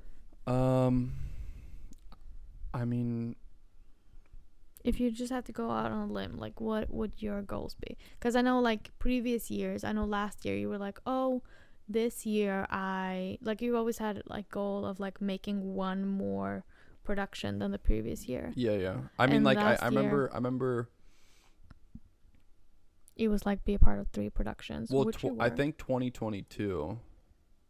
I remember saying like I wanted to do 3 movies. Wasn't it 2? No, because I did 2 movies the previous year, Did you? right? No. I don't know. I can't remember. It was something like that. But I think for 2023, I was saying like I wanted to do. I was saying I wanted to get on a show, like to be a regular, Yeah. and unexpectedly I did. No, because Wait. 2023 was the SAG Oh yeah. strike. Oh yeah. No, but I did say that for 2023. Yeah. And I wanted to do like 2 or 3 movies, and I wanted to get on a show. Yeah. And then obviously the strike happened, so that didn't happen. Yeah. But That was why it was so nice stepping into 2024. It was like just right off the bat you booked a movie. yeah, which was still, I mean, stepping into 2024, it was still like we weren't sure what the fuck was gonna happen, and it seemed like work has slowed down a lot, and there wasn't a lot of production. So I was very surprised to book that first initial job. Yeah.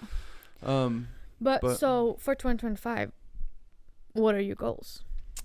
Well, I would love to do at least 1 movie if I have time. But this is what I would like to do. I'd like to do a movie right in the beginning of the year. Yeah. Then I'd like to go off and do season 2 of Black Dagger Brotherhood, and then I would like to end it with maybe a movie again. Maybe 2. Yeah, but I really want to do another Christmas movie. Yeah. Like really, really bad. I want to do another Christmas movie so bad, so I can just bring everything that I've learned and the trust that I have in myself and the confidence that I have in myself, and just make a solid Christmas movie, you know? Yeah.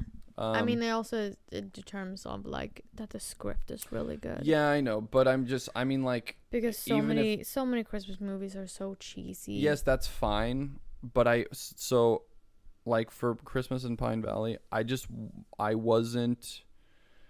I learned a lot from it, and we've already discussed it, and I don't want to go too much into that. But like, if I was able to do that now, I would have been able to do such a better job, you know. Yeah. And I think that would have made a huge difference overall, because I think everyone did a great job in that. I was definitely like the weak link in that.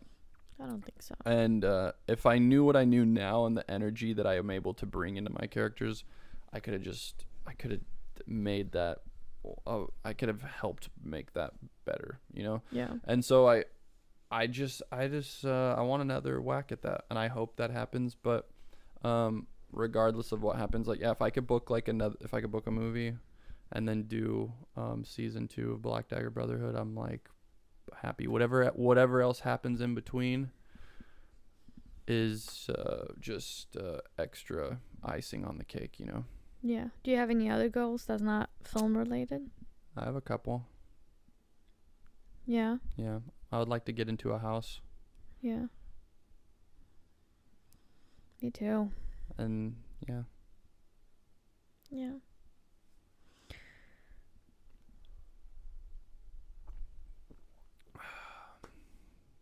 What about you? Yeah, I was just waiting for you to ask me. You're just sitting here staring at Well, there's like something else, but it's Yeah. Well, I mean, you could always have, like, I have a few goals that I, like, feel free talking about. And then I also have a few goals that I'm just like, these are my goals that I'm keeping for myself. Private. No, but, like, it's the same with, like, I make, so last year I did a manifestation board. Mm-hmm. And looking back at it now, I'm like, okay, I can see some bits and pieces from this board that actually in some way came true. Mm-hmm. So I did another manifestation board this year, and I don't like sharing what's on the manifestation board because I think that's a private thing. Okay. But that's what I'm saying, like, just as much as some goals you can share, and then some goals are better to just keep, like, within yourself, you know? But, like, one big goal for me this year is, of course, the business, but I don't really want to go into what depth of the business that I want to achieve. Another big goal for me that might be a little bit unexpected is that I want to run a marathon. Oh, yeah. Like, especially, like, I've signed up for the pre-access for the Malibu Half Marathon. And I'm gonna enter the lottery to try to get tickets for the New York Marathon. And I know that's, like, so far away and maybe not even possible to fly there and do that, and maybe not even doing the actual marathon, but I still want to do that. I still want to push myself to doing that, you know? But that's, like, maybe more of an unexpected goal because I felt like I needed something that was a goal that was different from the other previous years. Like, I needed something to shift my focus, to be able to focus on something else, to then come back to my original goals and look at them in a different perspective, you know? And I'm trying to think if it was any other goals that I had that I can share. Of course, I want to get a house. I do want to travel to New York this year. Maybe. Hopefully. Yeah. At least just to visit for, like, a short weekend. Yeah. I just don't really know when we're gonna be able to do that. Like, I don't know either, but I can still put it up as a goal. New York's a shithole. Oh, shut up. I'm just kidding. Everyone's gonna get fucking pissed that I said that. Everybody's gonna be so mad. I don't know. Let me check New York makes me depressed. But I still want to go visit. Well, if we went, I don't want to go during the summer because it's so That's fucking fine. humid. I want to go, like, shit. either in the spring or in the fall. I think spring is even, like, kind of humid. I would rather go, like, fall, like late fall or early winter. Yeah. Because I feel like that would be, like, a really pretty time. We can go ice skating and do the, like, kind of early Christmas shit there. But yeah, I don't.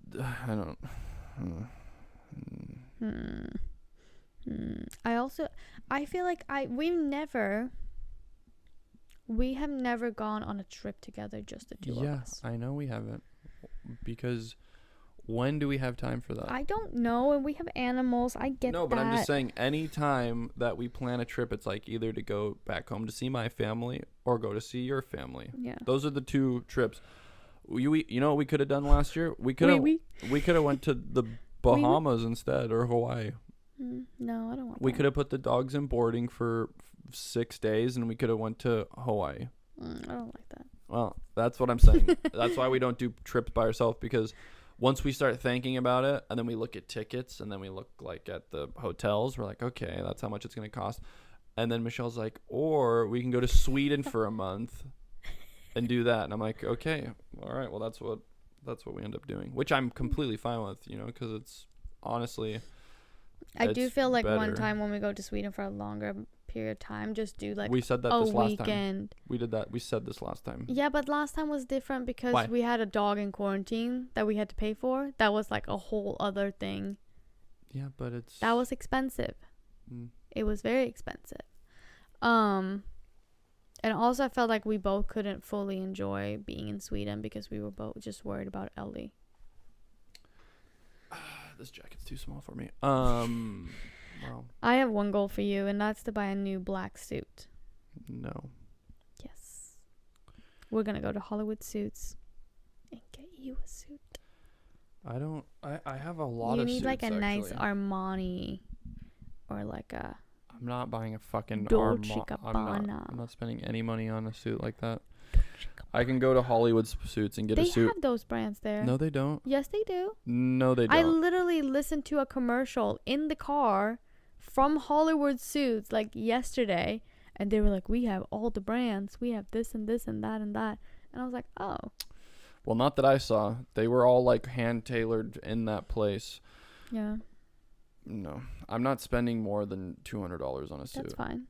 They were like, "Oh, get 3 suits with 3 shirts, belts, socks, blah blah blah for $500." And I was like, "That's a pretty good price." Yeah.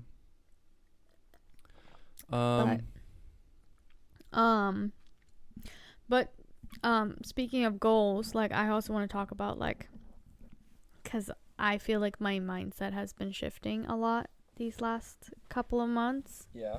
And you know, like how I've been the last couple of days. I've been decluttering a lot. Yeah. I picked out 25 pairs of shoes from my closet that I'm getting rid of, either donating to charity or selling. Because I saw this thing that was like talking about like, especially when it comes to clothes, because I was having so much anxiety about my closet. Like, first of all, we didn't do our laundry. We did our laundry, but we didn't sort our laundry. I hate sorting laundry. I hate it too. It's so If I had to, this isn't even pay someone to do one household chore, Yeah. it would be someone to fold the laundry and put it back in the closet. Or I just wish there was like a hole, like a magic hole you could throw all of it in.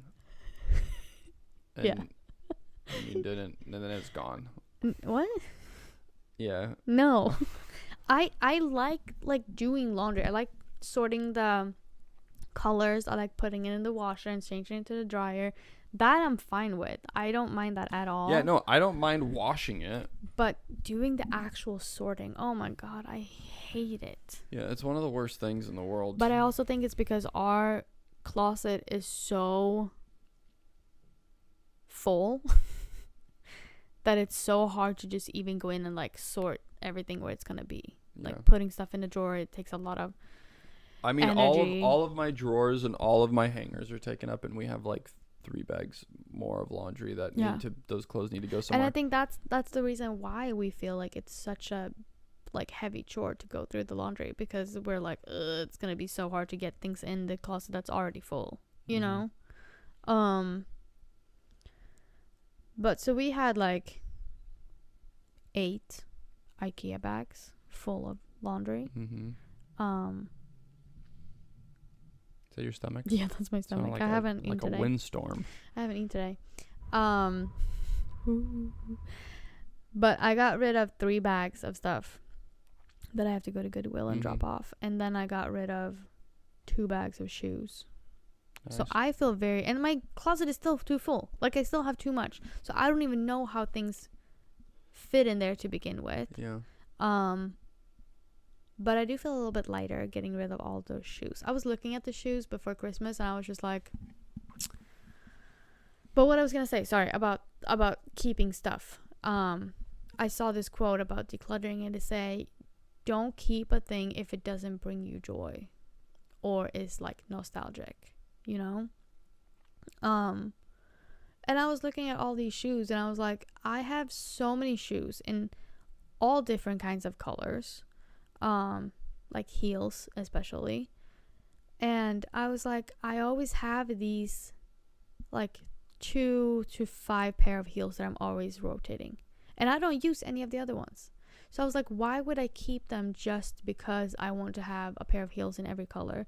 Because I'm not gonna be wearing them for like events because maybe they're not super comfortable. I would rather go with a more comfortable pair, or they're too colorful so they don't fit to that many outfits. Then I would rather go with a neutral pair because they fit way more outfits and stuff like that. Same with boots. I'm like, I had so many boots And I don't need to have a dark pair of dark red pair of cowboy boots, or a pink pair of cowboy boots, or these like knee-high leather brown boots, because I was like, I'm always gonna go for, like, especially with boots, I have my white pair of cowboy boots if I want more of like a countryside look, and I have my black boots, and I was like, those are always the type of boots that I go for if I need to dress up with boots. And I did buy another pair of boots. Sorry, but I did. Perfect. I did buy a brown pair of boots that I've been looking for, or like looking at. So you had another color, right? Yeah. So I got rid of a brown pair, but I got a new pair of brown pair. Because now I'm like, I have a white pair, I have a black pair, and I have a brown pair. And that's fine. That's all I need. Mm-hmm. But listen, for buying one new shoe and getting rid of 25, that's good. Don't downplay that. Okay. That's a good thing. Whatever you need to I also asked tell you. yourself to sleep at night. I also asked you before I bought them. I said, baby, if I buy a new pair of shoes, am I allowed to do that if I toss some other shoes? And you said yes. I don't even remember this, but I always say yes. I just say yeah. Yep. It's fine. Yep. No, but I'm still in that decluttering phase of like, I just want to declutter I have a lot of shit everything. that I should throw away, but see, the reason why I don't throw it away is because then as soon as I toss it, You need it. well, I don't know, like I'll get maybe an audition and I'm like, oh, that shirt would have been great for this, or like, Yeah. or I don't know. I go through phases. You know how I am. Like I find an outfit, I really like this outfit, and I wear it way too much over the course of a couple months, and then I get kind of bored of it, Yeah. and then like I cycle something else out, and then I'll be like, oh, I haven't worn this shirt in like 3 years, and then I Yeah. start wearing that shirt again. I do think for the future we need to have when you do have your own like office where you can do like where you can sit and read scripts or do auditions or whatever that you need to do in that office, we need to have a closet in there for just like props. Yeah, that'd be cool. You know, I mean, hopefully by that stage you don't have to do auditions. I get still that. like to do auditions. I always want to make sure I'm right for a part, but hopefully by that point I won't. I don't know, maybe I'll just get to like, I don't even know what I'm saying. Yeah, I'll have a fucking closet with props.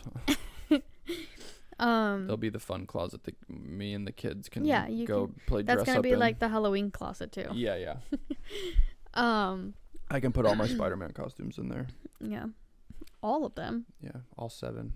You only have one. For now. You can hang Oliver's next to yours. For now, I only have one. But I'm really into like the whole decluttering thing, and like we got rid of our coffee machine. We got a new coffee machine, which the coffee is amazing. It's fucking awesome. Amazing coffee. I got a, what is it? What kind of machine is it's it? a Breville. Yeah, but it's like is there? It's a Breville espresso machine. Yeah, that's what I meant. It's like espresso. It's like legit. It's it grounds the coffee. It makes all the fun sounds. It like blows smoke out of it and does all. It looks like a train. It's an actual barista machine. Yeah. And the coffee is fucking amazing. The coffee is really good, and it's the same coffee that we had before. It takes about 4 minutes to make one cup of coffee, but that's fine. It's more love in the making of the coffee. I don't drink as many cups of coffee as I did, because I would drink like. No, but when we had the fucking pods, I could do like 4 or 5 cups in like 20 minutes. Yeah. Now it's like if I have 3 cups, it takes about 2 hours, because it's like I make it and then I'll sit down and drink it, and then I have to go fucking make another one, and it's less enticing to like do it. You have to fucking empty I was a everything person out that and clean honestly hated drinking coffee at home, because I never thought it tasted as good. Like I would do it if we were like, if my parents were over and we were having like a little fika break or something, like yes, I would do coffee.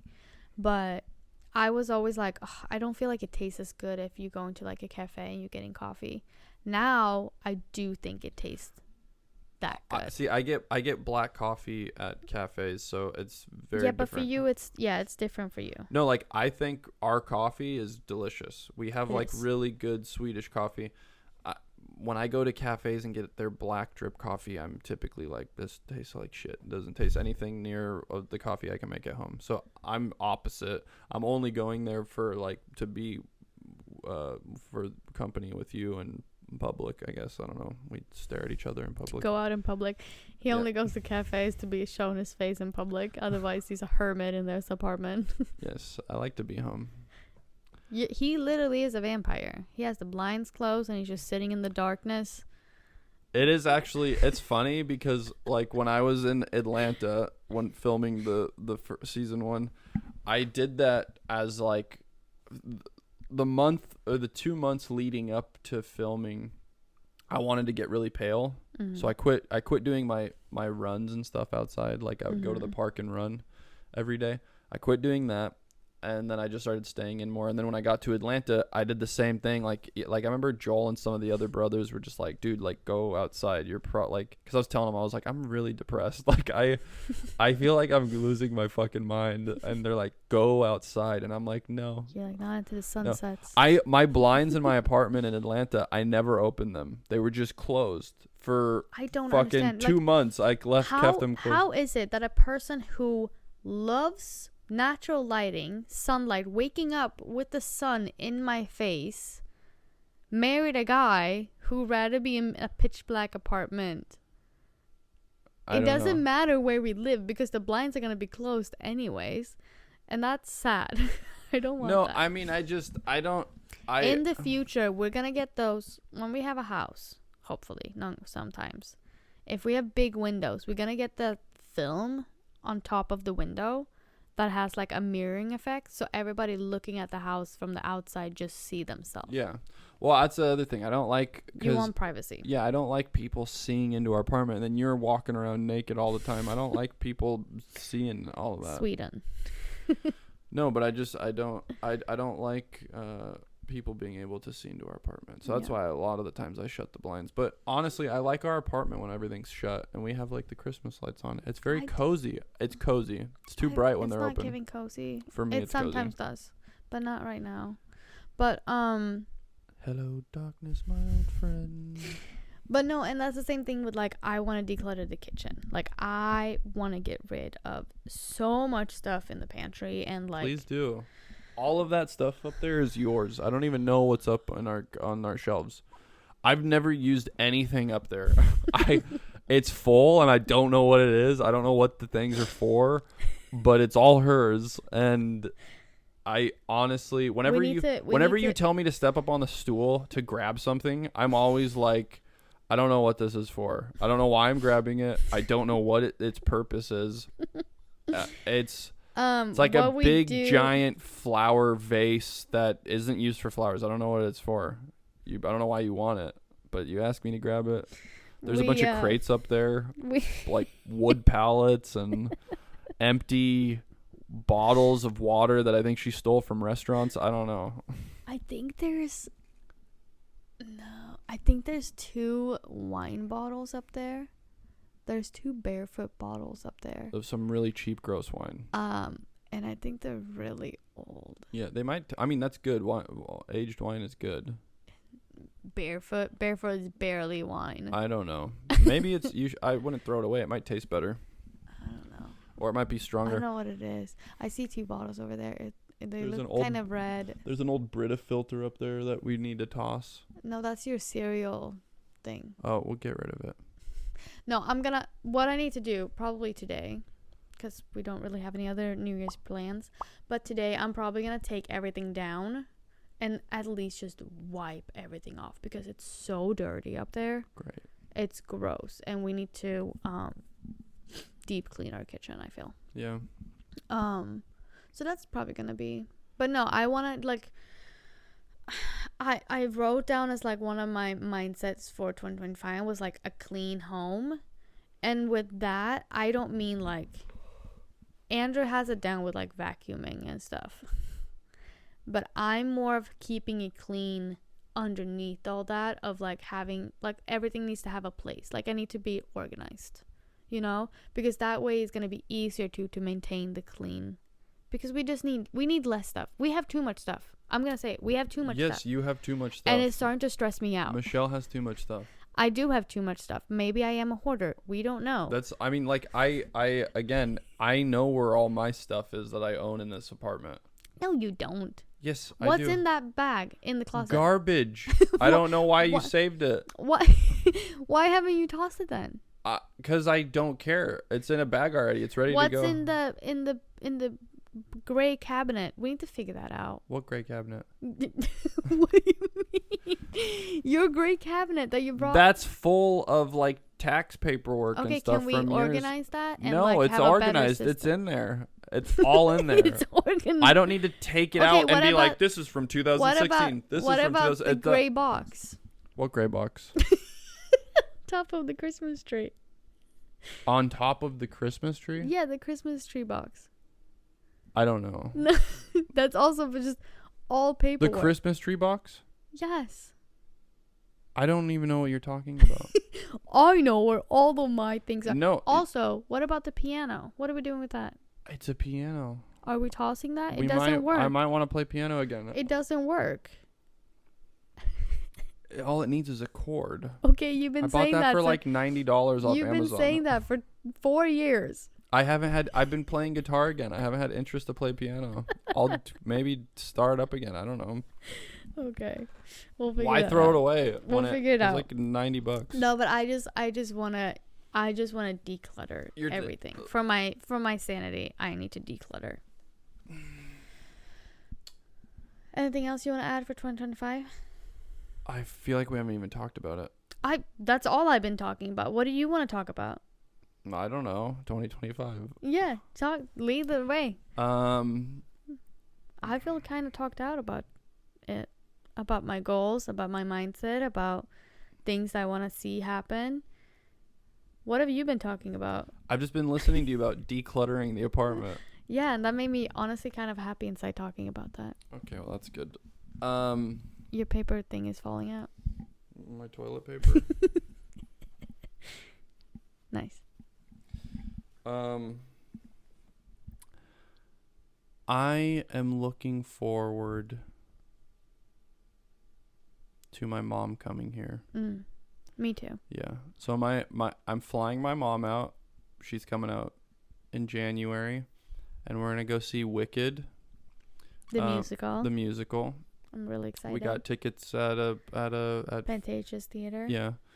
And then my mom she called like a couple days ago, and she's like, you know what I would really want to do while I'm there? She's like, I want to go to Disneyland, because she's never been to Disneyland. And what I think is so fun and like funny is like when we were little, my sisters and I, my mom would always say, she's like, one of these summers we'll take a trip to California and go to Disneyland. And she would always say that. And again, my mom was amazing. We just didn't have a lot of money, so but it was always like in our minds, like. Well, it's not about money too, because it's also like you just. It was about money. If Yeah, my mom had money to do it, but sometimes it's just hard too. No, but if my mom had the money to do it, we could have done it. But anytime we had money for Something anything, need to be paid. My mom never. Anyways. If my mom was in the position, she would have done it. It just never happened for us, you know. Yeah. But it was just like being little, and always like you would see the Disneyland commercials come up, and we'd all just be like, please. As I was saying, so yeah, like being little, and always wanted to go to Disneyland, and then, God damn it, I hate when the camera dies. Your mom always said one of these days. Yeah, she always said one of these days, and so now it's like, it's just so cool that I get to take my mom to Disneyland, and she's so excited about it too, and like, but I don't know, it just makes me happy because I'm in the position that I could do this, you know. Yeah. It makes me so happy, because that was always like a goal growing up too for me, was like do things for your parents. Just for my entire family. Like a major goal for me was like, I want to buy my mom a house, I want to buy my dad a house, and I want to help my sisters out like in any way that they need help with. Yeah. And I want to be able to take everybody on vacations and like have us all together, and like that is still a goal. That's like a long-term goal for me like I always want to be able to do that. I want to be the one in the family that they can call and be like, hey, like I need help with something, and I can just do that. I want to be that person. Yeah. But just that's like that was such a huge highlight for me, was like sitting there when my mom called and was like saying, she's like, do you think we could maybe go to Disneyland? Like, and being able to be like, yes, yeah, we can 100%. And then just, we got tickets right there and we planned it while she's going to be here. That just makes me feel really good because I know she's going to have so much fucking fun. I fucking love Disneyland. I love Disneyland. I always, anytime you ask me, what do you want to do for your birthday? I have literally told you for the past like 4 years. 3 years, I think. 3 years. I'm like, Disneyland. I want to go to Disneyland. I fucking love it. And that just goes back to like how, I guess, immature I am, and I'm like still like a child because I love it. I'll play into it. Yeah. It's awesome. But getting to see my mom's first time there and like how she's gonna see everything, and we get to show her around, and it's gonna be a good day. Mm-hmm. I think it's gonna be pretty cold though. I hope it doesn't rain. That's all. I think it's fine if it rains. Maybe we can just bring some nice jackets. I honestly like Disneyland when it's cold. Because when you're there when it's fucking hot, it's a goddamn pain in the ass. Yeah. Sitting in lines. Because when we go there, we can get like hot tea or hot coffee or hot cocoa and sit in the lines. That's not bad. Also, we got Fast Pass, so we're not going to be sitting for shit. We're going to be fucking breezing through stuff. But maybe. And then we can go sit inside. Fast Pass isn't fast passing as it did before. We need to make reservations at the Star Wars restaurant. We should actually sit down and eat there this time. Okay, I'll look because into it. you have to make reservations. Yeah, I'll look into it. But my mom definitely will need to get which one? The one that we went to? Well, yeah, the one that we always get drinks at because we never make reservations. We always get drinks at. We've only gotten drinks there once. That's not. Well, no. Remember the? No, you and me have only gone there once. Oh, really? Yeah. Well, every time I've gone to. That was your birthday 2 years ago. When you drank a lot, we went to the car, took a nap. Yeah, I got midday. That was the other crazy thing, because this last birthday was the first time I was sober. Yeah. That was the first time I had a sober birthday party at Disneyland. Every other time I would literally black out. I would get just that fucking sentence. drunk. That was the first year I've had a sober birthday party at Disneyland. No, that was the first time I've ever been sober at Disneyland. No. That was the first time I've ever been sober at Disneyland. I've been to Disneyland probably how many times with you? For the last 2 birthdays, and then I would say maybe one more time than that. We haven't been that many times. Well, I mean, I think total for me, I think I've been there like 6 or 7 times. Possibly, yeah. I think 6 or 7 times I've been there. I've been shit-faced every time except for the last one. Yeah. The time I went with my old roommates, we got obliterated. I think we snuck in alcohol in like bottles, and then we also went to the Star Wars bar and had like 5 drinks there. Yeah. It was like, that was bad. That's the time this is also, guys, forgive me. This is totally not PC. But it's not, I shouldn't even say this. Now I'm curious. I don't even know what you're talking about. Well, I pretended like I was. Oh yeah, no, don't mention that. Should I not? No, you don't need to mention that. That's drunk Andrew, and we're gonna leave him in the past. Okay. Yeah, I might have went method acting while I was there, and I just was an idiot. But yeah, I got in trouble, not for my performance, but for me pressing the emergency exit. Or the emergency thing at Disney. The fire. Oh my God, I did that the first time we went to that. You pushed that button? Yeah. I don't think so. Do you not remember that? The first time we went to Disneyland together and we did the Star Wars thing, I was like, they were like, oh, figure out. And I was like running in there and I started pressing stuff on the wall. And then the side door opened without them like having to start the ride. So we had to go back out. Because they were like, literally the same thing happened again. But I was the reason for it this time. That's what I did with my old roommates. And that wasn't good. Anyways. They're always pissed. I fucking love Disneyland. It's so much fun. I kind of want to go there and like dress up. Well, not in the, I feel like. Wait. You want to know what I want to do this time around with my mom? What? I'm gonna buy a lightsaber. No. Please. No. They're like $100. No. I'm gonna fucking. They're do not $100. They're like $300. I'm gonna do it. Because I know you're not gonna buy the cheap version. You're gonna buy no, the I know. like I want build your own lightsaber. No, not build your own. I want one of the like legit ones that have like the hard plexiglass on it, to where like I can have lightsaber Where duels. the fuck are we gonna have that? I'm just gonna have the lights turned off in the house, and I'm gonna walk around the house with it. No. Yeah. I'm gonna do No. it. Let me buy that please- for you, and like maybe your next birthday. No. Maybe. I want to. Maybe. I'm gonna buy it right now. Maybe. Oh, this is another goal I have for 2025. What? I want to be in a Star Wars production. Yeah. That would be so Like fucking so cool. bad. Like I know most of the new shows that they've come out with haven't been good, but like. But you just want to be on a Star Wars set. But no. But how? But I want to do something that's good. I don't want to just be a part of a shitty show that no one likes. But that's what I was saying when I started the Skeleton Crew yesterday, and then like you missed the first season. That didn't ding on first the recording. episode. I mean, I was telling you, I was like, this gives me so much hope, because I feel like Disney is finally like understanding, like they can't just make shitty Star Wars shows and shoot them out every fucking couple months. Yeah. Like the Skeleton Crew is I haven't finished it yet, but so far I'm like It's episode 3. It's like it is good. Yeah. It's really good. It's really well made. So that gives me a lot of hope. I want to be a part of a Star Wars production, because my younger self would fucking shit his pants. Like I remember when I was like 7 or 8, like when I was obsessed with Star Wars, and how I just wanted to be a Jedi so bad. And then like I remember thinking like how cool it would be to be in a Star Wars movie, and like if I was able to do that, that'd be so cool. So that's a goal. I know another goal. What? Be on Fallout? Yeah. Yeah, I would love that as well. I would really That'd love to be be on really the cool. Fallout show on Amazon Prime.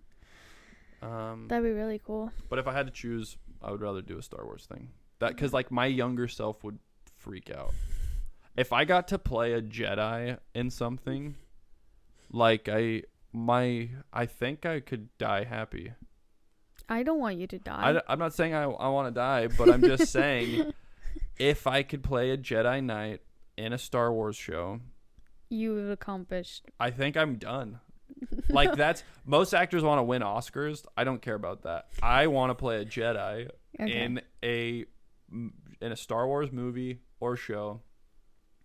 I'm good after that. Everything else. You want to be in a Lucasfilm production and be a Jedi. Well, it's all owned by Disney now, so it would be a Disney production. But Well, yeah, Lucasfilms is owned by Disney. But yeah, no. If I could play a Jedi Knight in something, anything else after that is just like extra. I don't need it. But you'll do it for fun. Yeah. So Yeah. No, I get that. That's good. No, I'm really excited about going to Disneyland, and I feel like we're just gonna bundle up on clothes because I do think it's gonna be a little bit chilly. Yeah. We gotta wear sweaters and coats. It's gonna be nice. Yeah. So we're not going on the new Tiana ride. Is that California Adventure? No. What's the Tiana ride? It's the Splash Mountain. I mean, we can go on it. Baby, people are they like changed it, so like people are getting Like soaked. fucked up wet. Well, I mean, like, we could look and see how soaked people get. Yeah. Get ponchos. But yeah, no, I don't want to be walking around because that's. Wait, what? Or if we did it like the last ride before we leave, but then that's nighttime and then we have to sit in a car, wet. Yeah. But I don't want to like do it in the beginning and then we have to be wet all day and then try to dry. It wouldn't be fun. We'll play it off how it goes. We're not gonna be doing that if it's. Maybe I'll do it. I just want to see it. I just want to see how they did like the whole. Will they let us do it in our underwear? No. We can't take our clothes off and just sit in our underwear. What if we can get like plastic boots, like like those shoe protection sheets that you can get, but they're actually like longer, and then we get ponchos. So like if we get water on our feet, they're not gonna give that to us. So are you gonna carry that around? Yeah. No. I'm gonna bring that. Please don't. That would be.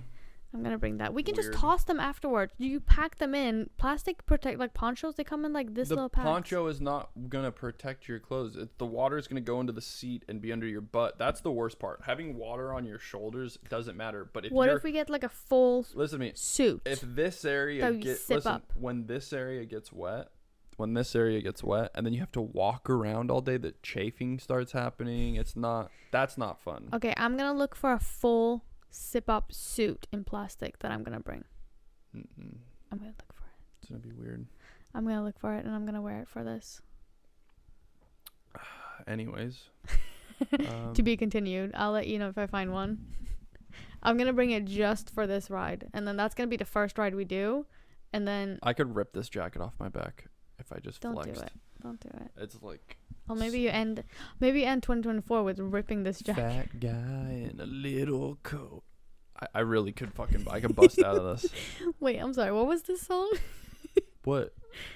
Fat guy in a little Tommy coat? Boy? Is that from Tommy Boy? Yeah, why don't you know that? Because I didn't know that. That was just funny. Don't be mad at me. Don't give That's me. like one of the most famous parts of the movie, probably. When he puts on David Spade's jacket and he's like, fat guy in a little coat. Fat. And he like rips out the back. And then it's funny. Well, do you have anything else to add for 2025? I wish peace and prosperity on everybody Yeah. who isn't a dick. What about you? I just hope that the world doesn't go into chaos. And I hope that everybody have joy in their life. I hope that 2025 is a good year. I feel like the last couple of years have been tough for a lot of people. And I hope that 2025 is actually going to be a year looking back where it was not too chaotic and just a good year. You know? Yeah. The world needs some good news. And I hope that 2025 brings that. Mm-hmm. What do you think's happening over in New Jersey with those drones? I don't know. Aliens or government?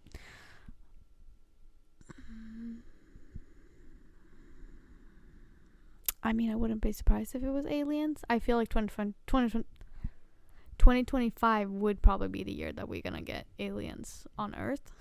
Not going to lie. That's what I feel. But I hope they're friendly. Yeah. We'll see. But We'll see about that. I just want to end this episode by saying that Andrew forced me out of my pajamas. Mm-hmm. She wanted to wear pajamas for this. He got me Skims pajamas. They're nice pajamas. I also got you that Skims dress that you're wearing. This is not the one that you got me. Oh, it's not? Oh. You got me a brown one. Well, I did get you one. So. I know, and it's really nice. It's really nice. Yeah. I just wanted, since we're not going to be doing anything tonight other than celebrating together, I thought we should at least put something formal on for a period of the day. I'm happy that you made us dressed up a little festive. I know that my shirt might not be that festive, but I tried. I think you look beautiful. I think you look handsome. Thank you look so good in those glasses. I'm supposed to wear these. I know. These and are my prescription You're glasses. so sexy. What pisses me off is how goodly I can see everything on your computer. How goodly? How goodly I can see.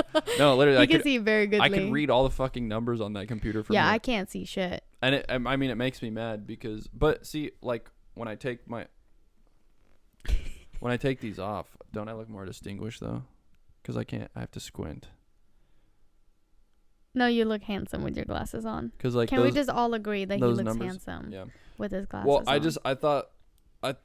You look like a sexy professor. I thought they made me look more distinguished, so I thought it'd be nice for my costume today, because this is a costume.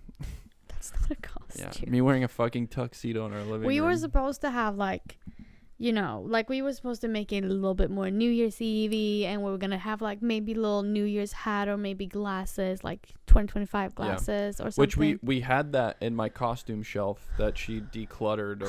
Yeah, 3 years ago. When you threw all that shit away. Yeah, 3 years ago. You didn't throw that 3 years ago. 3 years ago. No. 3 years ago. Around Halloween. Yeah, that was not. They were not there. I thought those things long before. Because we had them in 2020. That's when we caught them. Yeah. I didn't want her to throw away the hats and the like. They were gross. They would have like 4-year-old saliva. Who cares? It's our saliva. We went to. No, there was a couple that we didn't use.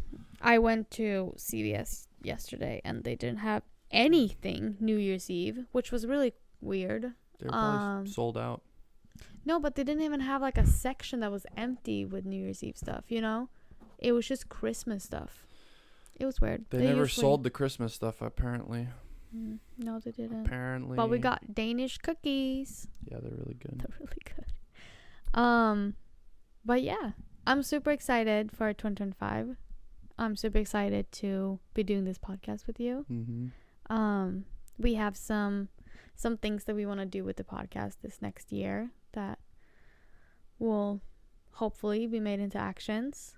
And I'm just like, I'm excited. I think I'm more excited than previous years, I think. Yeah. For myself and for the both of us. Yeah. I feel like every year I've been very excited for the coming year, but there's a different type of excitement. It's just it's going back to like this security and like more of a not exactly sure what everything is going to happen, but more of like a focus towards what we know we want for this year. Yeah. If that makes sense. But no, yeah, I'm very excited. I think it's going to be a really great year. Yeah. And hopefully a great year for all of you. With us. Between us only. Between us only. Cheers, baby. To 2025. Cheers, baby. Cheers. I love you. I love you, baby. And thank you guys for this year. Thank you so much for everything, and Happy New Year. Wait, cheers again. Cheers, guys. Happy New Year. Happy New Year. Cheers. Happy New Year. No. Let's see how many times we can do that. God bless you. And everyone. And a happy continued New Year. And a happy New Year's. Bye, guys. You want to say in Swedish? How do you say it? Gott nytt år. Gott nytt år. Gott nytt år. Gott nytt år. Skål. Skål. Bye, guys. And it's feeling good.